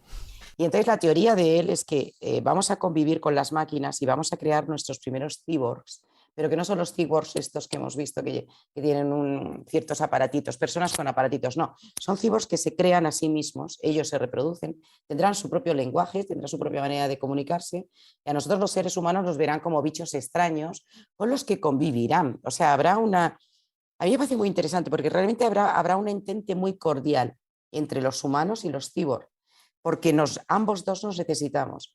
si no, o sea, de esta situación solamente nos va a salvar la tecnología. Y eso ya no lo dice Lovelock, lo dicen un montón de científicos y nosotros nos damos cuenta. O sea, todos tratamos de hacer cosas, pero solamente con tecnología vamos a poder evitar esta subida tan exagerada de temperatura que la vamos a tener ya, porque además cuando Lovelock publica, que no la publica porque solamente Carl Sagan en su revista se atreve a hablar de la hipótesis Gaia, porque ni Nature ni Science dicen, o sea, chaval, te estás columpiando. Bueno, hay una mujer, Lynn Margulis, no te olvides de ella, que también apoyó Margulis, la claro, pero es que, bueno, Margulis, efectivamente, la gran bióloga, además es también muy interesante todo su trabajo. Lo que pasa es que Margulis fue la primera mujer de Carl Sagan. Entonces, claro, yo creo que por eso, o sea, aunque realmente Carl Sagan apoye completamente la hipótesis Gaia, pero cuando le empiezan a zurrar, porque le dieron mucho a Lovelock, o sea, peor que a Galileo, y le cuestionaron muchísimo toda esta teoría, porque era muy difícil de demostrar matemáticamente, que no tanto. Porque realmente con el tema de las mariposas, que es muy interesante, perdón, de las margaritas, las margaritas negras y las margaritas blancas, que se llegó a formular matemáticamente que esta teoría, que ya no es tan hipótesis sino teoría, tenía muchos visos de ser. Fíjate, y la única cosa que a mí, esto ya me ha surgido a mí, si la Tierra es un ser vivo que se autogestiona, que vive, comparémoslo como nosotros, como un ser independiente, se tiene que reproducir. Claro, hasta ahora esa reproducción no existía, no hay pequeños tierritas en ningún lado. Pero claro, curiosamente Elon Musk ahora mismo está promoviendo y estamos llegando a Marte. Entonces, vamos a crear vida en Marte. Eso de alguna manera reformularía toda esta hipótesis. Bueno, con la teoría de la paspermia se justifica todo esto. Eso es, en el fondo, es una especie de reproducción exógena, extraterrestre, claro, que va colmando de vida a un planeta. En este caso, sí, exactamente, el planeta Tierra. Si fuera, puede pasar en Marte y en otros claro, lugares. Si fuera lo que ocurrió aquí, que hay muchas posibilidades, ¿por qué no se va a reproducir en otros lugares? De hecho, en Marte es que lo vamos a hacer. O sea, se supone que vamos a llegar allí. Hay allí. una cosa, Marta, que has dicho, que es, yo que sé, un mecanismo de regulación de Gaia. Joder, y estoy pensando en la válvula de escape que supone una presión interna de Gaia, como es el volcán Cumbre Vieja o el Kilauea, o estos que están. Es una auténtica desgracia, pero igual esto que está pasando es una liberación de una presión interna que es como si fuera que, oye, que tengo la tensión alta, como una persona que tiene la tensión alta y está regularizándola por algún modo. O sea, es decir, me tenéis hasta el gorro. Claro, es que lo duro... Y necesito explotar. Claro, Eso pueda ser así. Y por eso Margulis, la bióloga, se aleja un poco, porque por ahí se habla de que ella de alguna manera se avergonzó de haber apoyado esta hipótesis. No es tan cierto. Lo que pasa es que esta tía es muy lista y ella sabe perfectamente que si dice que la humanidad, que hemos perdido toda nuestra espiritualidad, que ya no somos religiosos ni creemos absolutamente en nada, si la humanidad cree que Gaia se está autorregulando, lo que está haciendo es eliminándonos a nosotros, de alguna forma. Y eso, es que dicen que el ser humano es un virus. Claro, es un virus, el virus más importante que hay en la Tierra. Claro, entonces, ¿cuál es la única escapatoria que tendríamos? Hackear a Gaia. Esto es muy heavy, Pensar lo que sería que el ser humano hackeara a Gaia para que Gaia no nos destruya. Estas cosas no suelen acabar bien, Marta. No. Pero esa es la hipótesis de que nosotros podemos controlar la naturaleza. No suele ser al revés. No podemos, exactamente. No suele ser al revés. Bueno, es lo mismo que en Odisea 2001, la máquina intenta dominar al hombre. Pero ¿cómo hackeamos Gaia? Claro. ¿Cómo hacemos esto? No podemos hacerlo de ninguna manera. O sea, pero es como decirle... O sea, ella va a sobrevivirnos a nosotros. Gaia es muy fuerte, de hecho ya lo ha hecho. Está claro, nosotros somos esa pequeñita, somos una efeméride para la vida en el planeta Tierra. Entonces, lo lógico es que si se está alterando estas condiciones, y se están alterando, o sea, cuando superemos ya no solamente es la temperatura, la subida del mar y todo esto que nos están contando, es que simplemente es un 0,000 de subida de oxígeno y nos vamos a incendiar. Entonces es que es una burrada lo que nos estamos enfrentando. Pero claro, hay una cosa que es interesante que se llama la indefensión aprendida, que también hemos hablado aquí, y es que es a lo que no debemos llegar. Que si no podemos hacer nada, o sea, si realmente es como el palito y el elefante atado a un palito, si no podemos hacer nada, no nos movemos. Y yo creo que hay que hacer justamente lo contrario. Bueno, yo creo, y es lo que todos tenemos que hacer esa pequeñita parte en la que de alguna forma, no. Mira, hay una frase fantástica que la escuché hace poco, que decía, lo bueno de la crisis climática, fíjate si hay algo bueno en esta crisis climática, es que todo el mundo puede hacer algo.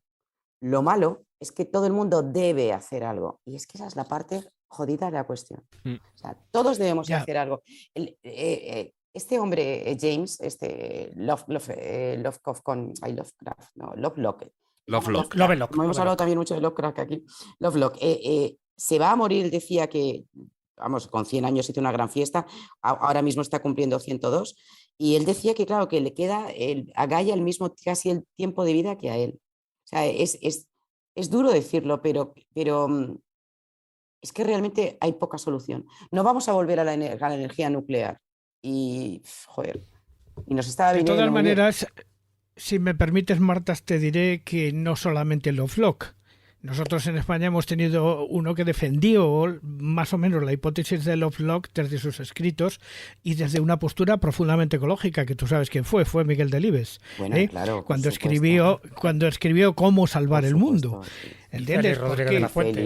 Y tantos, y ahora mismo y tantos. Claro.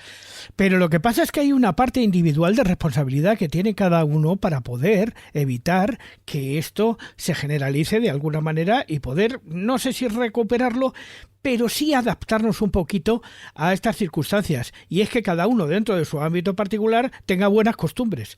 Porque claro, yo por ejemplo he tenido cisco alguna vez porque he visto pasar delante de mí a alguien que ha cogido un papel y lo tiró al suelo. Le digo, oye, que se te ha caído y uy, se ha puesto conmigo, casi me pega. Tú recoges, perdón por la pregunta, pero tú recoges lo que hace Poki.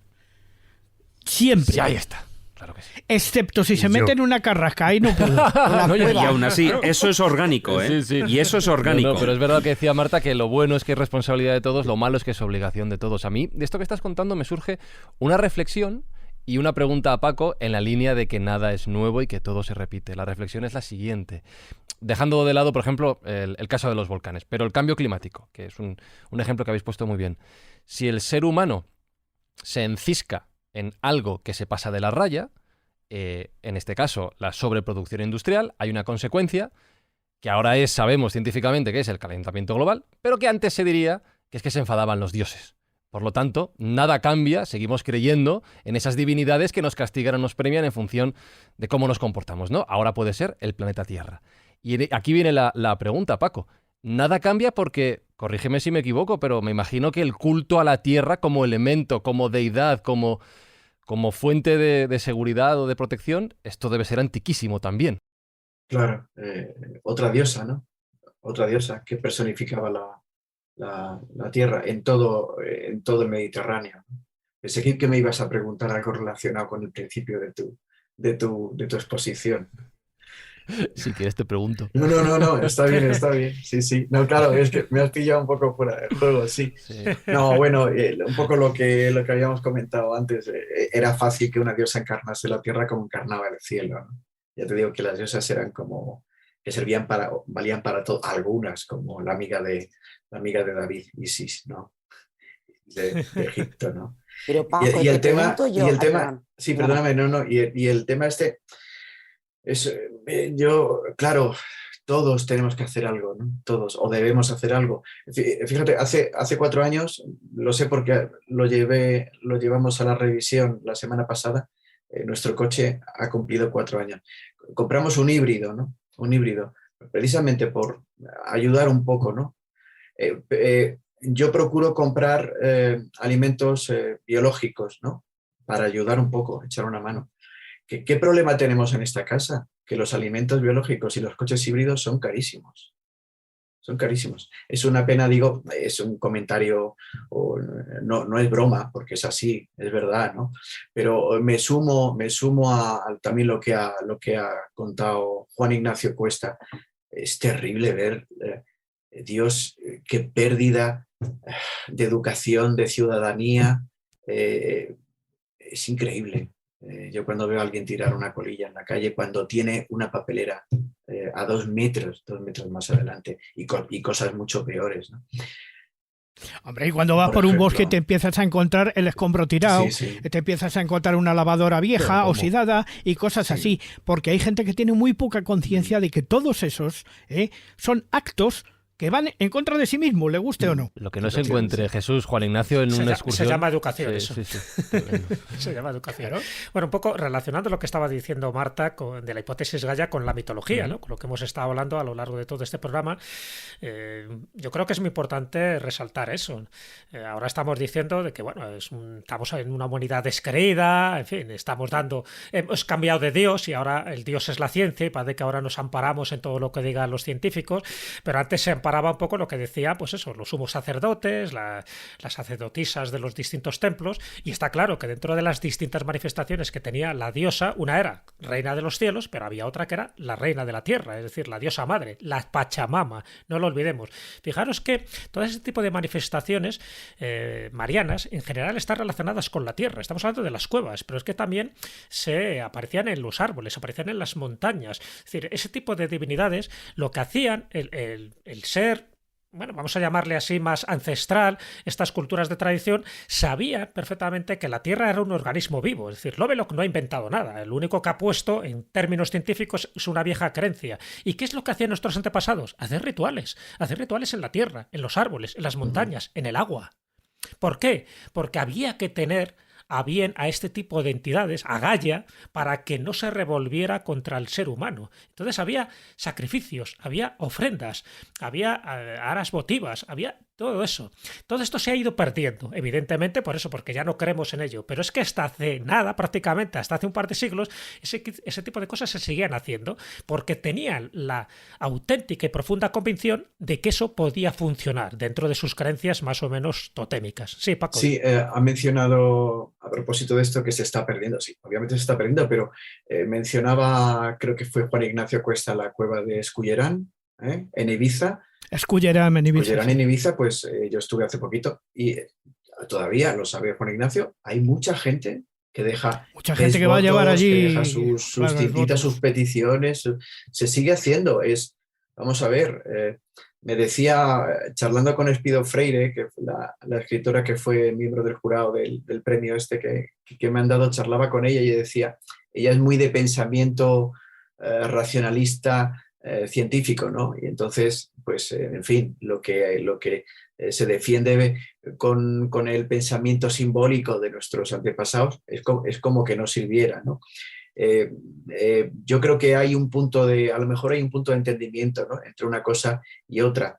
Y también comentaba yo el asunto de los rituales. Creo que los rituales nos hacen humanos, ¿no?, y las tradiciones también, y fomentan también la cohesión social, ¿no?, el entendimiento.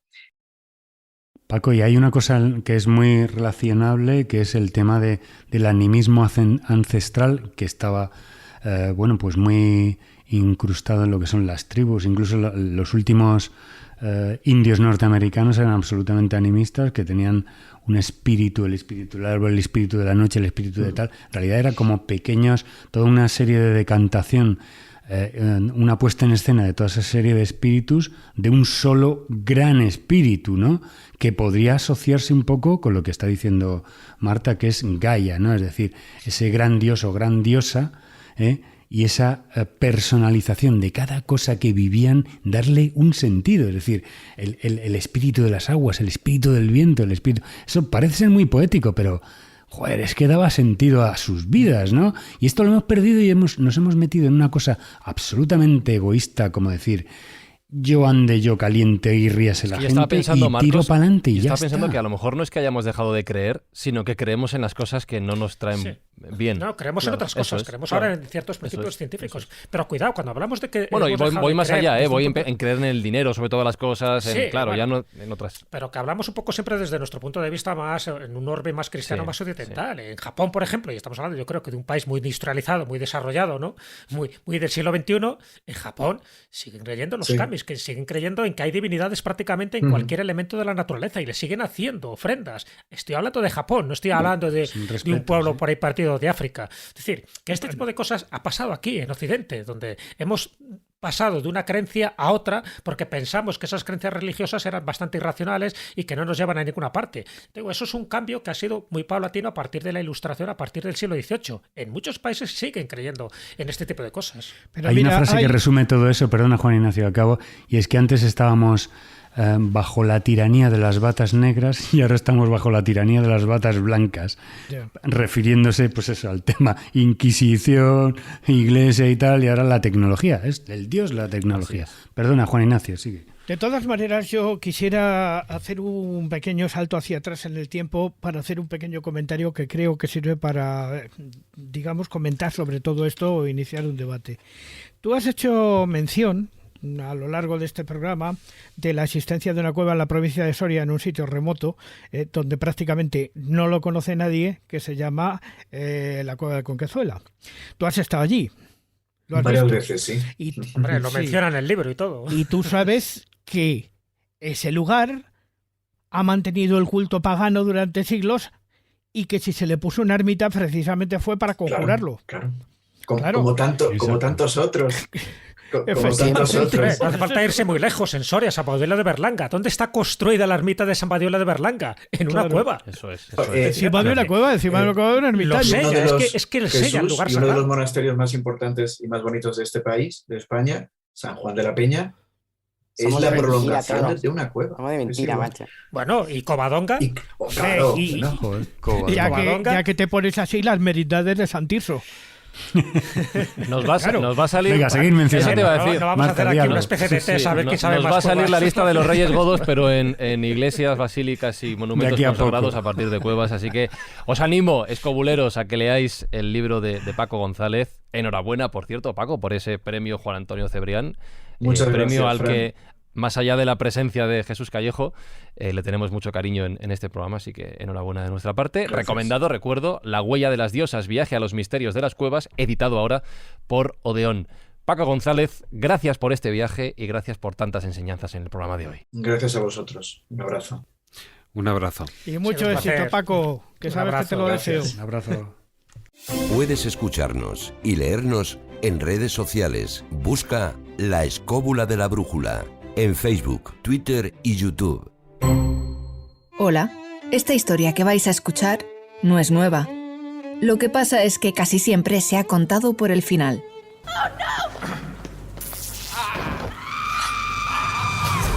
Una historia de asesinatos, prostitución, sordidez, misterio, infortunio y Londres. Elementos perfectos para hacer de la realidad una buena ficción. Todo el mundo ha oído hablar de ella, pero nosotros queremos contarla, innovadores somos poco, desde el principio.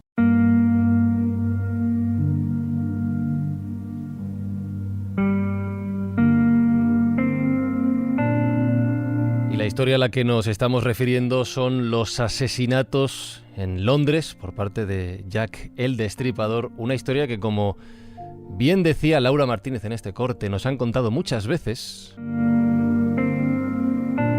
pero muy pocas desde el punto de vista que utiliza Canónicas, nuevo podcast de Podium Podcast, para relatar lo que ocurrió en 1888 en Londres, cuando al menos 5 mujeres, que se sepa, las 5 víctimas canónicas de Jack el Destripador, fueron asesinadas por este personaje misterioso del que aún no conocemos su identidad. La directora de este podcast, como decía, era Laura Martínez, que está con nosotros aquí en la Escóbula de la Brújula. Hola, Laura, ¿cómo estás? ¿Qué tal? Muy bien, encantada de estar aquí. ¡Qué Igualmente emoción! de escucharte. No, nosotros también, y además, escuchando Canónicas estos días, estamos hablando de un podcast que, como decimos, cuenta la historia de las 5 mujeres que se sabe que fueron asesinadas por Jack el Destripador, pero es muy escobulero en el sentido también de que es un podcast de historia, porque lo que hacéis es ambientar, es contar el contexto, es contar cómo era la vida de estas mujeres en la sociedad londinense del momento. No solo es un relato narrativo, es un podcast de historia. Sí, yo lo descubrí cuando acabamos y cuando vi los guiones digo, igual es menos true crime de lo que parece, ¿no? Porque en el fondo ni siquiera hablamos de las muertes de estas mujeres, las intuimos, están ahí desde el principio porque todos conocemos la historia de Jack el Destripador, pero era muy importante contextualizar la época de la que estábamos hablando porque si no, no íbamos a entender o íbamos a entender menos, ¿no?, la situación de estas mujeres, porque estas mujeres al final acaban en la calle en ciertas circunstancias, en un lugar determinado que es el East End de Londres, ¿no?, esa zona ahí sórdida que tantas veces hemos visto en el cine, que hemos leído y bueno, que era un lugar muy, muy duro y claro, todo eso había que contextualizarlo, yo creo. Y al final nos ha quedado, como tú dices, un podcast más de historia, ¿no?, que de True Crime. Sí, está bien en ese sentido, y sobre todo lo que dices que no... El capítulo de las muertes de las 5 mujeres en cada uno de los episodios es nada, es medio minuto donde te cuentan cómo termina la historia de su vida entera, para que sepamos quién fueron las mujeres, las personas, las víctimas de Jack el Destripador. ¿Cómo se te ocurre, esto nace en la pandemia, si no estoy mal informado, cómo se te ocurre, cómo llegas a la idea de, oye, voy a contar la historia de Jack el Destripador desde este punto de vista que no se suele tocar? Claro, pues mira, no es una idea genuina mía que yo me haya levantado un día y diga, oye, pues para mí, vamos a hacer canónicas, vamos a hablar de las vidas de Jack el Destripador. Yo viví en Londres, estuve un año viviendo en Londres y recién llegada pues dije, oye, pues voy a hacer una ruta sobre Jack el Destripador, ¿no? Voy a apuntarme a una de esas rutas que nos hacen en Londres por Whitechapel. Me apunté a una que la verdad es que no fui yo muy inteligente porque el nombre estaba ahí, se llamaba Unripped, ¿no?, que es algo así como de descuartizada, la ruta de descuartizada. Y yo pensando que me iban a llevar por esos lugares donde Jack el Destripador asesinó a estas mujeres, las desgolló, las destripó, yo pensaba que iba a haber vísceras en la historia. Resulta que este tour estaba organizado por una mujer que es storyteller profesional, no sé muy bien cómo decir, es historiadora en el fondo, ¿no? No sé muy bien cuál sería la palabra en español para esta contadora profesión. de historias, sí. ¿no? Una relatora. Sí, exactamente. Sí. Vanessa Wolf. Vanessa ¿no? Wolf, efectivamente. Y llevaba como años investigando la historia de una de las mujeres, y lo que nos hizo fue llevarnos a todas, porque hablo en femenino porque éramos sobre todo mujeres, y una despistada como yo, pues a los lugares donde Catherine Eddowes había estado. Y de repente yo ahí descubro una historia que jamás me había imaginado. Primero, jamás le había puesto nombre a las víctimas de Jack el Destripador. Y después descubrir que esta mujer tiene personalidad, tiene familia, o aunque no la tuviese, ¿no?, en este caso sí, tiene una historia que contar que a mí me resultó fascinante. Y ahí yo empecé como, bueno, pues a pensar que podría ser una idea. Esto fue en 2016, luego pasaron muchos años, unos 4 años, pero bueno, en la pandemia pues dije, oye, esta idea que he tenido tantas veces en la cabeza y que Vanessa Wolf me descubrió, pues igual podría ser hora de empezar a indagar. Tú que has analizado en profundidad la vida privada de estas 5 mujeres, ¿no?, que empieza con una Mary Ann Polly Nichols, y termina con otra Mary Jane Kelly. ¿Tú crees que estas víctimas que eligió Jack el Destripador fueron aleatorias o todas tienen un patrón común? Lo que tienen en común estas mujeres es que son mujeres obreras, pobres, que acaban desamparadas en la calle. Eso es lo que tienen en común. Más allá de eso, yo no creo que exista un patrón ahí. También os mentiría que si digo que he investigado el caso de Jack el Destripador. Yo lo que he hecho aquí es investigar las vidas, pero de lo que he leído, de lo que me han ido contando, yo creo que era una cosa meramente aleatoria. Y no podría, además te lo digo como hipótesis, ¿no?, porque no analizáis quién es Jack el Destripador, en fin, dentro de los muchos sospechosos que hubo, pero puede haber un 7º capítulo si al final se demuestra que Jack el Destripador era Jick la Destripadora. Ya sabes que hay una hipótesis de que fue una mujer. Bueno, pues oye, podría ser, sí. Quiero decir, sería interesante, no sé, tendría la misma culpa al final, ¿no?, que parece como que con esta perspectiva de género, si es una mujer cambia la historia es la misma de siempre. Pero bueno, sí, podría ser interesante, ¿por qué no? Hombre, básicamente lo que cambiarían, me imagino, serían los motivos. Los motivos que hasta ahora se han visto, bueno, pues igual un poquitín homofóbicos, ¿no? Al respecto, pues cambiaría esa visión. Sí, por supuesto, sí. Claro, pero es que ni siquiera sabemos cuáles fueron los motivos, es que esa es la historia. No sabemos nada de Jack el Destripador. Sí, pero sí sabemos algo. En la época en la que suceden estos hechos en Whitechapel, Londres no era como hoy. No estaba la City, en fin, había cosas como la London Tower, había muchísimas cosas y tal. Pero realmente el ambiente sórdido del Whitechapel de la época, ya que el Destripador ha desaparecido totalmente. Mi hija vive en Bentham Green y me he dado vueltas por Whitechapel cuando he ido a visitarla y te puedo decir que hoy día pues es un barrio moderno de casitas bajitas, así, no hay niebla, no es un sitio sórdido. Por las noches hay, pues sí, gente que bebe, que va, que viene, pero el Londres de aquella época, que es el Londres de Charles Dickens, por decirlo de alguna manera, debía ser tremendo. Eso lo contáis muy bien en el podcast. ¿Cómo era Whitechapel en aquel momento? ¿Cómo era el barrio? Pues hay una cosa que cuenta Robert Hume, que es uno de los historiadores que he entrevisto, y que nos cuenta en el podcast que se hacían excursiones desde el oeste, ¿no?, de ese barrio lujoso, de bien, gente más o menos adinerada, hacia el este. O sea, imaginaos lo sórdido que es, que incluso se programaban excursiones para ver para ver lo mal que vivían. Efectivamente, para ver cómo eran los baños, para ver cómo eran las casas, para ver lo que comían. Se comían el jellyfish, ¿no? ¿Cómo se dice? Ahora no me sale. La anguila. Sí, como en un guiso que no tenía que estar muy bueno y que tenía que oler muy mal, por lo que cuentan, ¿no? Porque era como, ostras, mira lo que están comiendo. Luego querían avistar prostitutas también, que luego yo me pregunto, digo, pero si en el oeste había bastantes burdeles, pero bueno, las prostitutas del este, claro, las que están en la calle, las que están, pues bueno, sobreviviendo. O sea, imaginaos lo sórdido que es el este de Londres. Y hay dos temas que tienen que ver con las víctimas, que es en lo que os centráis en Canónicas, que está muy relacionado. Lo primero es que, aunque se les calificaba de prostitutas a las 5 víctimas canónicas, ahora te pregunto por eso en concreto, pero no eran 5 mujeres de clase pobre de ese barrio que vivieran allí de toda la vida, no eran, con perdón de la expresión, 5 personas prescindibles de las que nadie se fuera a acordar, no venían de esos ambientes, venían de vidas completamente diferentes.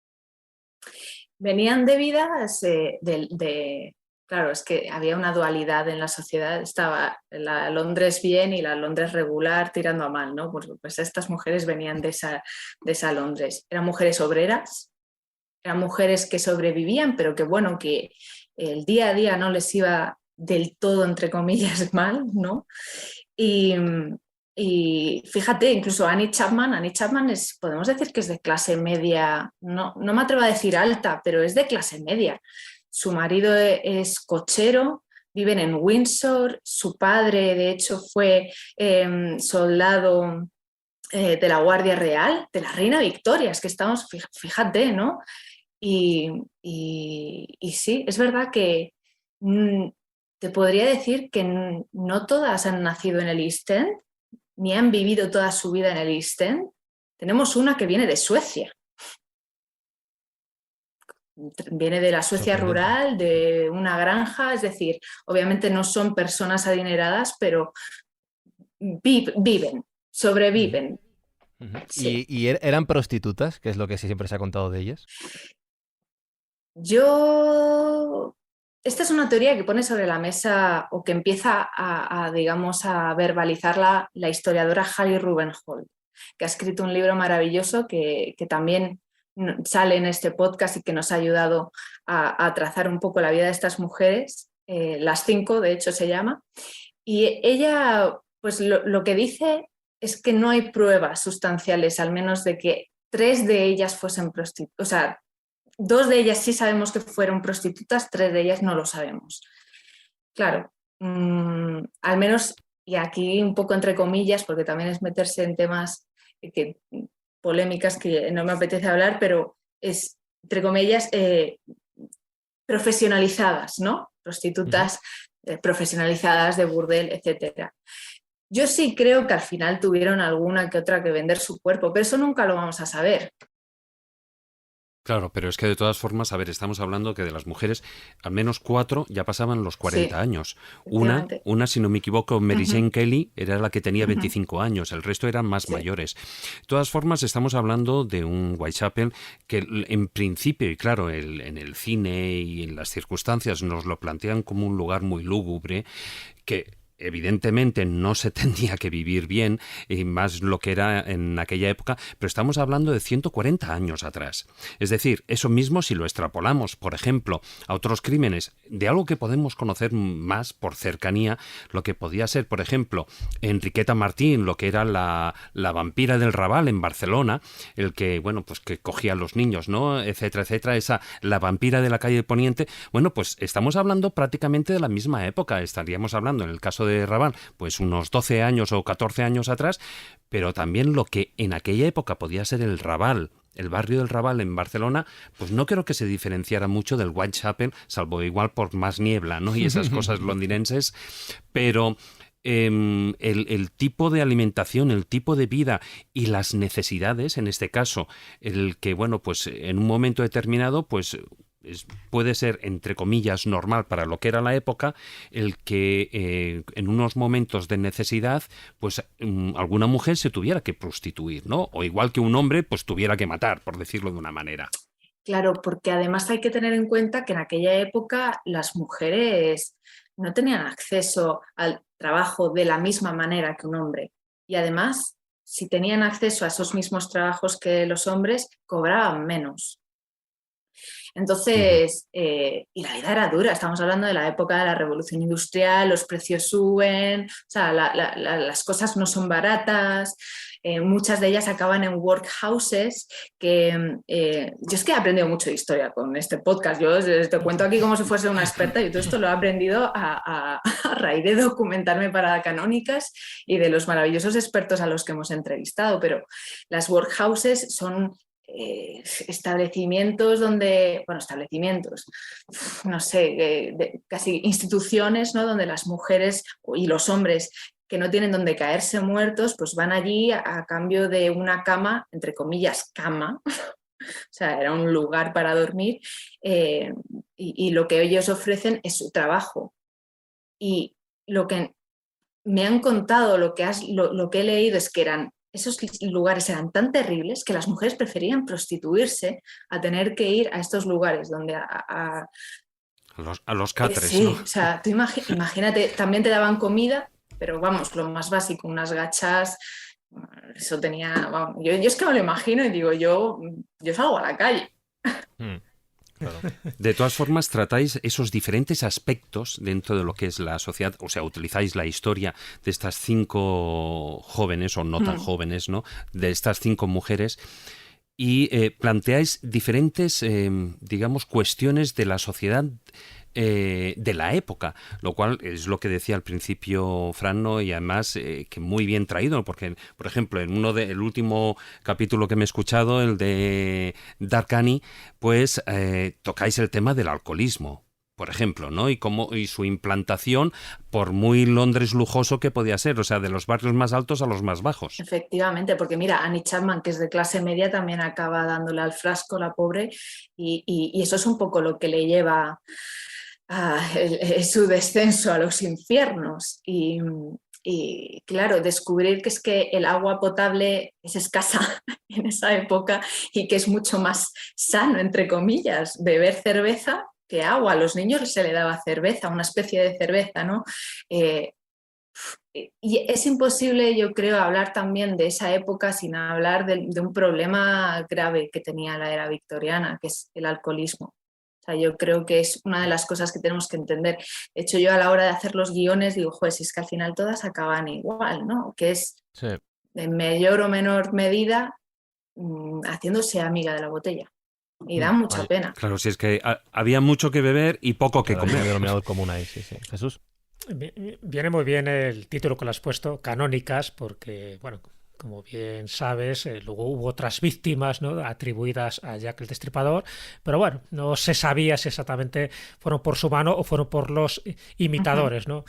Estos copistas que siempre surgen con los asesinos en serie. Pero un denominador común que se da en estas 5 víctimas canónicas es la obsesión que tiene este destripador por cortarlas el pecho y extirparlas el útero. Tú, en tu interpretación personal, ¿no? ¿Tú crees que es misoginia contra las mujeres en general o misoginia contra la prostitución en Whitechapel en aquella época? Es que, claro, yo me pongo a pensar y me sabe mal empezar a teorizar porque realmente no tengo ni idea. O sea, no sabría decirte. Es que partiendo de la base de que tú mismo antes lo has dicho, ¿y si fue una mujer que mató a estas chicas? Sí, ¿no? claro. Que no lo creo, Hombre, o sea, sí, yo creo evidente, que un poco complicado, ¿no? Es que tenía conocimientos médicos, eso sí parece efectivamente, evidente, ¿no? se dijo, ¿no? Que podía ser un cirujano de alta clase, además había una historia por ahí, ¿no? Una historia de venganza y por eso también... Sí, de conspiración, no. donde mete también a la pues reina sí, pues, y al príncipe. Al príncipe Albert. Efectivamente, bueno, Sí. Lewis Carroll, Sir Arthur Conan Doyle... Bueno, Asesinato por decreto, la película la recomendamos, por donde se especula perfectamente eso, ¿no? De que dice que posiblemente se sepa quién era Jack el Destripador, pero se ocultó porque eso implicaba pues a la corona británica y en concreto al príncipe de Clarence o al médico real, ¿no? Entonces, bueno, pues eso se ocultó y entonces a día de hoy seguimos pensando que no sabemos quién es Jack el Destripador cuando a lo mejor en 1888 ya lo saben. Hombre, tened en cuenta que, por ejemplo, hay cartas, hay grafología, hay saliva por parte de los sellos y que hoy mismo se podría saber perfectamente quién es, pero por alguna cosa hay una cortina de humo alrededor de ello, yo creo que nunca se va a descubrir. Pero bueno, si es verdad que fuera ella o él el destripador, sí que hay una evidente misoginia contra la mujer. Obviamente no asesinaron a hombres, los destriparon y les mutilaron de esta manera, ¿no? Así es. O sea, creo que queda claro, pero sí. De hecho, no sabemos quién es Jack el Destripador, pero sí sabemos quiénes fueron sus 5 víctimas canónicas. Así se llama el podcast que os recomendamos hoy en la Escóbula de la Brújula.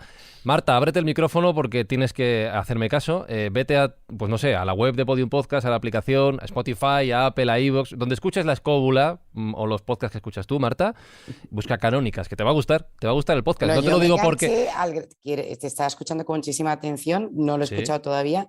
Agradezco que hayas dignificado la figura de estas 5 mujeres, seguramente me va a parecer interesantísimo. Hollywood creo que con este Jack hizo un flaco favor a este personaje. Pero escucha, creo, de verdad digo, no es porque esto sea de Podium ni porque lo he estado escuchando el podcast, otra cosa no hago yo en mi vida más que escuchar podcast, y a ti, Marta, a todos los escobuleros os digo que Canónicas os va a gustar. No, seguro, me la voy a pinchar esta misma noche, vamos. Ya sabes que yo soy, como algunos de nuestros escobuleros, escuchante nocturna.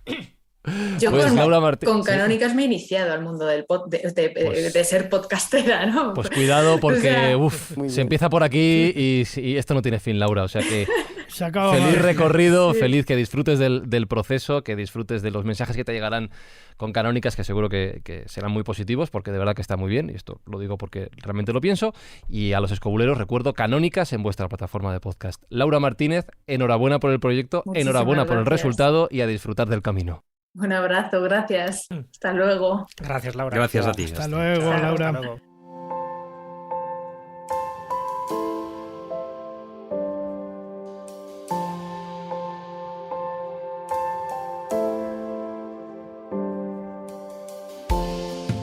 Jesús Callejo, como deidad protectora de este programa que eres, cuéntanos un cuento antes de ir a dormir, por favor. Es el cuento de las buenas noches, ¿no? Siempre viene muy bien. Bueno, pues he elegido un cuento que tiene bastante que ver con lo que hemos hablado. Fíjate que hemos hablado de esas diosas, ¿no?, relacionadas con el cielo y que muchas veces se las invoca precisamente para evitar una pertinaz sequía o para evitar una torrentera, ¿no? Esos truenos y rayos que al final las riadas pues te destrozan una cosecha. Entonces, bueno, se les invocaba a los dioses y a las diosas, pero especialmente a las diosas para tenerlas a bien y que no fueran vengativas, ¿no?, con la agricultura. Entonces, bueno, pues he elegido un cuento budista donde un poco se habla de esa circunstancia y donde, en lugar de que el sumo hacedor o la propia naturaleza tenga el poder de controlar este tiempo climatológico, pues que a lo mejor sea el hombre. ¿Qué pasaría si el hombre puede controlar ese tiempo y puede controlar, en principio, sus cosechas? Así que, si os parece, vamos con el desafío. Perdóname, acaba mal, ¿no? Bueno, eso sería hacer spoiler. Vamos a escucharlo.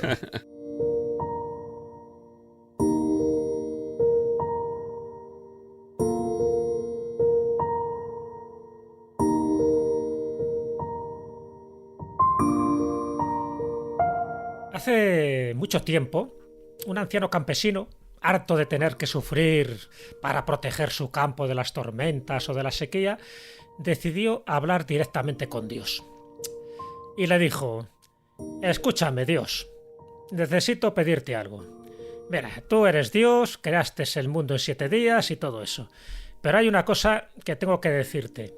No eres campesino y desconoces lo más básico de la agricultura. Y Dios le dice: bueno, pues ¿qué quieres? Dime, ¿qué problema tienes? ¿Qué problema tengo? Que estoy cansado de trabajar cada día en el campo, de perder muchas veces la cosecha de trigo por culpa de una tormenta, por culpa de una sequía. Mi familia termina pasando hambre.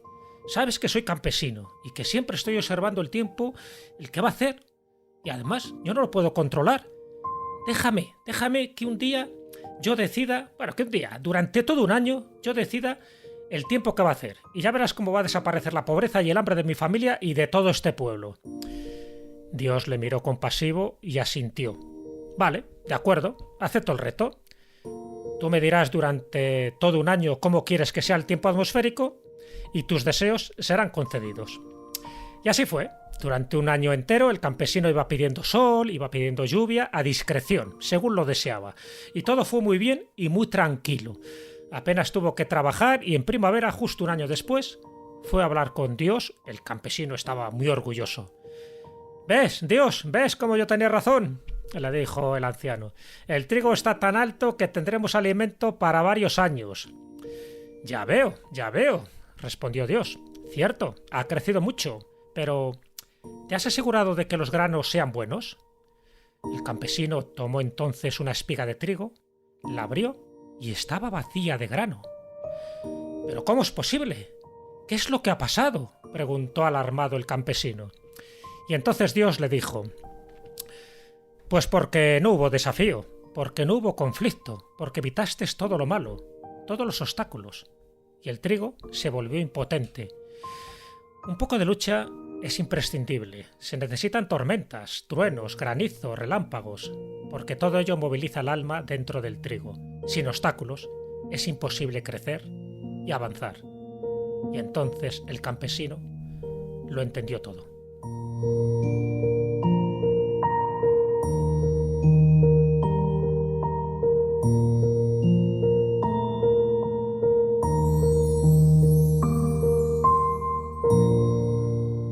Y no sé si es por los dioses o si es por Gaia, pero el caso es que cuando nos queremos pasar de la raya, acaba mal, Jesús, acaba mal.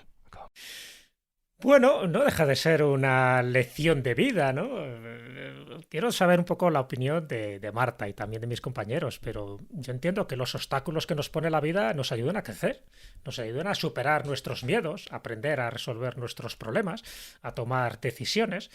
Yo creo que las dificultades de esta forma nos permiten aprender de nuestros errores y adquirir seguridad. Un poco de lucha es imprescindible, ¿por qué no? Nos enriquece.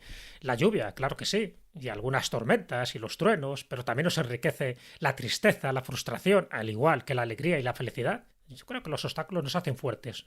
No se trata de sufrir, para nada, pero es cierto que las pruebas, los retos y los obstáculos que encontramos en el camino, bueno, si somos capaces de superarlos, nos hacen más fuertes y van llenando nuestro interior de sabiduría. Marta, me gustaría saber tu opinión, tu moraleja. Me ha encantado porque es muy Gaia. Por eso. Es un cuento muy Gaia. A Fran no creo que tanto, que Fran, verdad, dirá, bueno, menos obstáculos. Yo quiero menos obstáculos. No, yo estoy muy de acuerdo con estas lecciones, sí, estoy muy de acuerdo. Sí, ojalá. Aprendemos mucho más de nuestros errores y de nuestros fracasos que de nuestros éxitos. No tengas la menor duda, Marta. Sí, este es así. Fíjate que hay una frase que dice: la escalera del éxito está llena de peldaños de fracaso. Y es que eso se vincula, por ejemplo, que en lo que son todo esto de los emprendedores y las startups y las nuevas empresas en los estadounidenses y los anglosajones en general, lo que valoran es un empresario que se ha equivocado muchas veces, que ha fallado, que se ha arruinado y se ha vuelto a poner en el negocio, que ha vuelto a fallar. Es decir, todas esas cosas, una persona que ha sido de una trayectoria limpia y tal, desconfían de ello, claro, porque no ha habido la enseñanza de los batacazos, ¿no? Claro. De todos los negocios que han salido mal y que son una verdadera lección, desde luego. Esto aquí en el programa lo hemos comentado más de una vez, sobre todo porque el valor que se le da en los países anglosajones, a diferencia de que aquí si has montado una empresa o dos y han fracasado, aquí, vamos, o sea, ya te han puesto una cruz, ¿no? En cambio, en Estados Unidos o en otros países anglosajones se valora mucho más precisamente porque...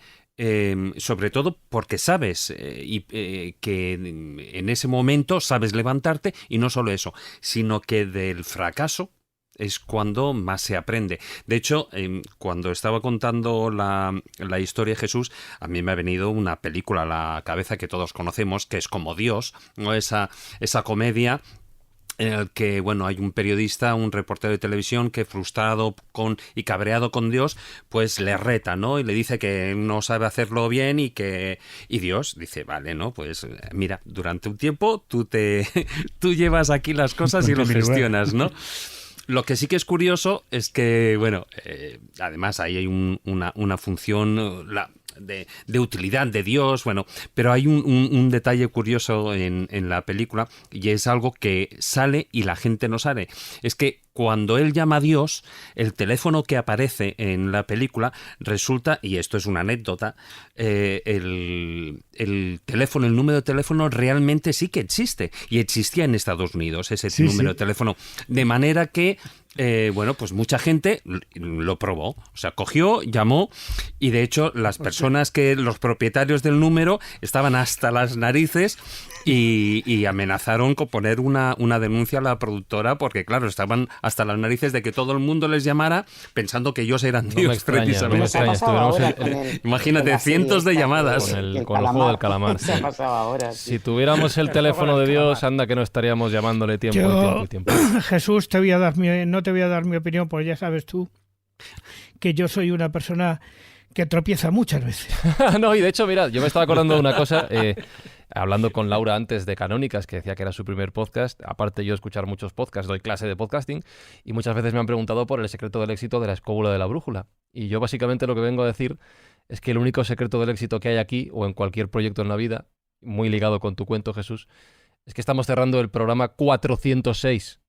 406. A partir de aquí, que cada uno saque sus conclusiones. Que no hay secreto. Que no hay secreto, que no hay secreto más que la constancia.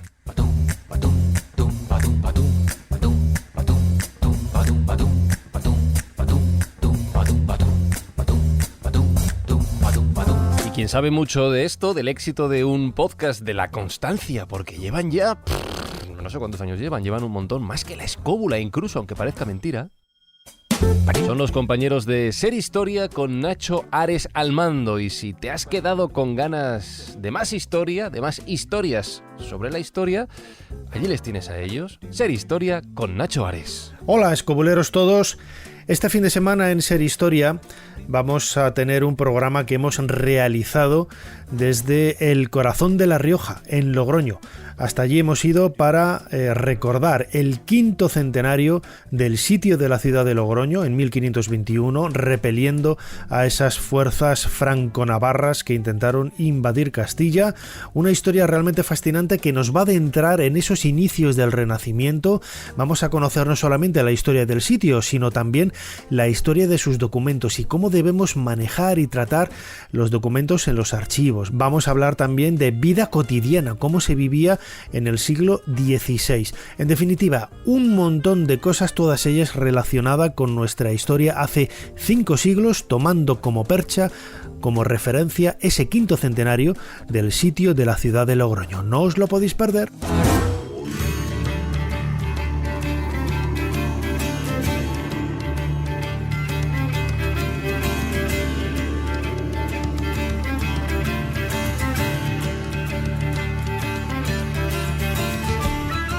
La constancia, David, y las cañas post-programa. Eso también es un buen atajo hacia el éxito. Sí, hombre, eso, y sobre todo una cosa que ha sido, yo creo, más que las cuevas y las diosas, el eje central de todo el programa, ¿no? Y que yo creo que también es un poquitín de la escóbula. Es esa fuerza creadora que no solo es de crear, sino crear, creer y ponernos manos a la tarea para semana tras semana pues hacer el programa, o intentar cuanto menos hacer el programa siguiente mejor que el anterior. Este es muy el espíritu de Juan Ignacio Cuesta, que da igual lo que le eches, una cueva, una montaña, él lo sube, lo baja, lo curiosea, lo descubre todo, ¿verdad, Juan Ignacio? Además en alpargatas, no tengo ningún problema. Yo lo he visto, sí. ¿Te ha gustado el programa, Marta San Mamés? Yo estoy feliz siempre aquí en la cueva. Mira, me ha encantado lo que habéis dicho todos, por supuesto, el cuento de Jesús, todo, pero lo que acaba de decir David me ha emocionado y es verdad. Yo creo que en la vida se trata de crear y me ha recordado una frase de Einstein que viene al pelo, que dice: en ciencia, como en cualquier rama del saber, la imaginación es más importante que el conocimiento. Adelante con eso. Marcos Carrasco, para quien quiera más conocimiento, ¿vas a dejar algo en facebook.com/la escóbula de la brújula? ¿Eso qué es? Una página de alguien, no sé. Se repite poco. Sí, por supuesto. Además, una cosa que se me ha quedado en el tintero, que es precisamente lo que ha dicho Jesús y lo que David también y, bueno, vosotros en general, que es la capacidad de poder tirar del hilo de una cosa hasta llegar a su raíz. Por ejemplo, lo que se me ha quedado en el tintero es analizar la Virgen de las Rocas, que tiene gruta, tiene virgen, tiene diosa, tiene todo. Y entonces, ¿cuántas horas de sueño quita eso, eh? ¡Wow! En fin. Y sí que dejaré grandes imágenes en Facebook. Jesús Callejo, en Facebook o donde quiera cada escobulero. Aquí seguiremos contando historias, curioseando, creyendo y creando. Mira qué bien me ha quedado. Y no olvidando que los pies hay que tenerlos en la tierra, sea la cueva, sea la Pachamama, pero la mirada siempre hay que tenerla en el cielo.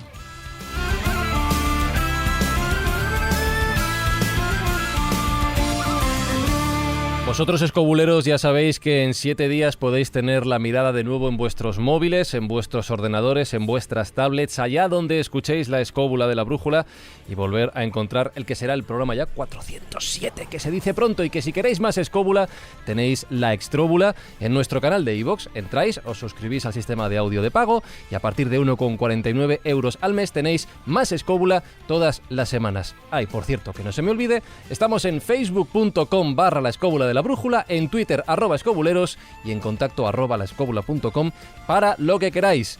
Dejo aquí el rollo, besos, saludos, abrazos de Fran y Zuzquiza y hasta la semana que viene. ¡Adiós!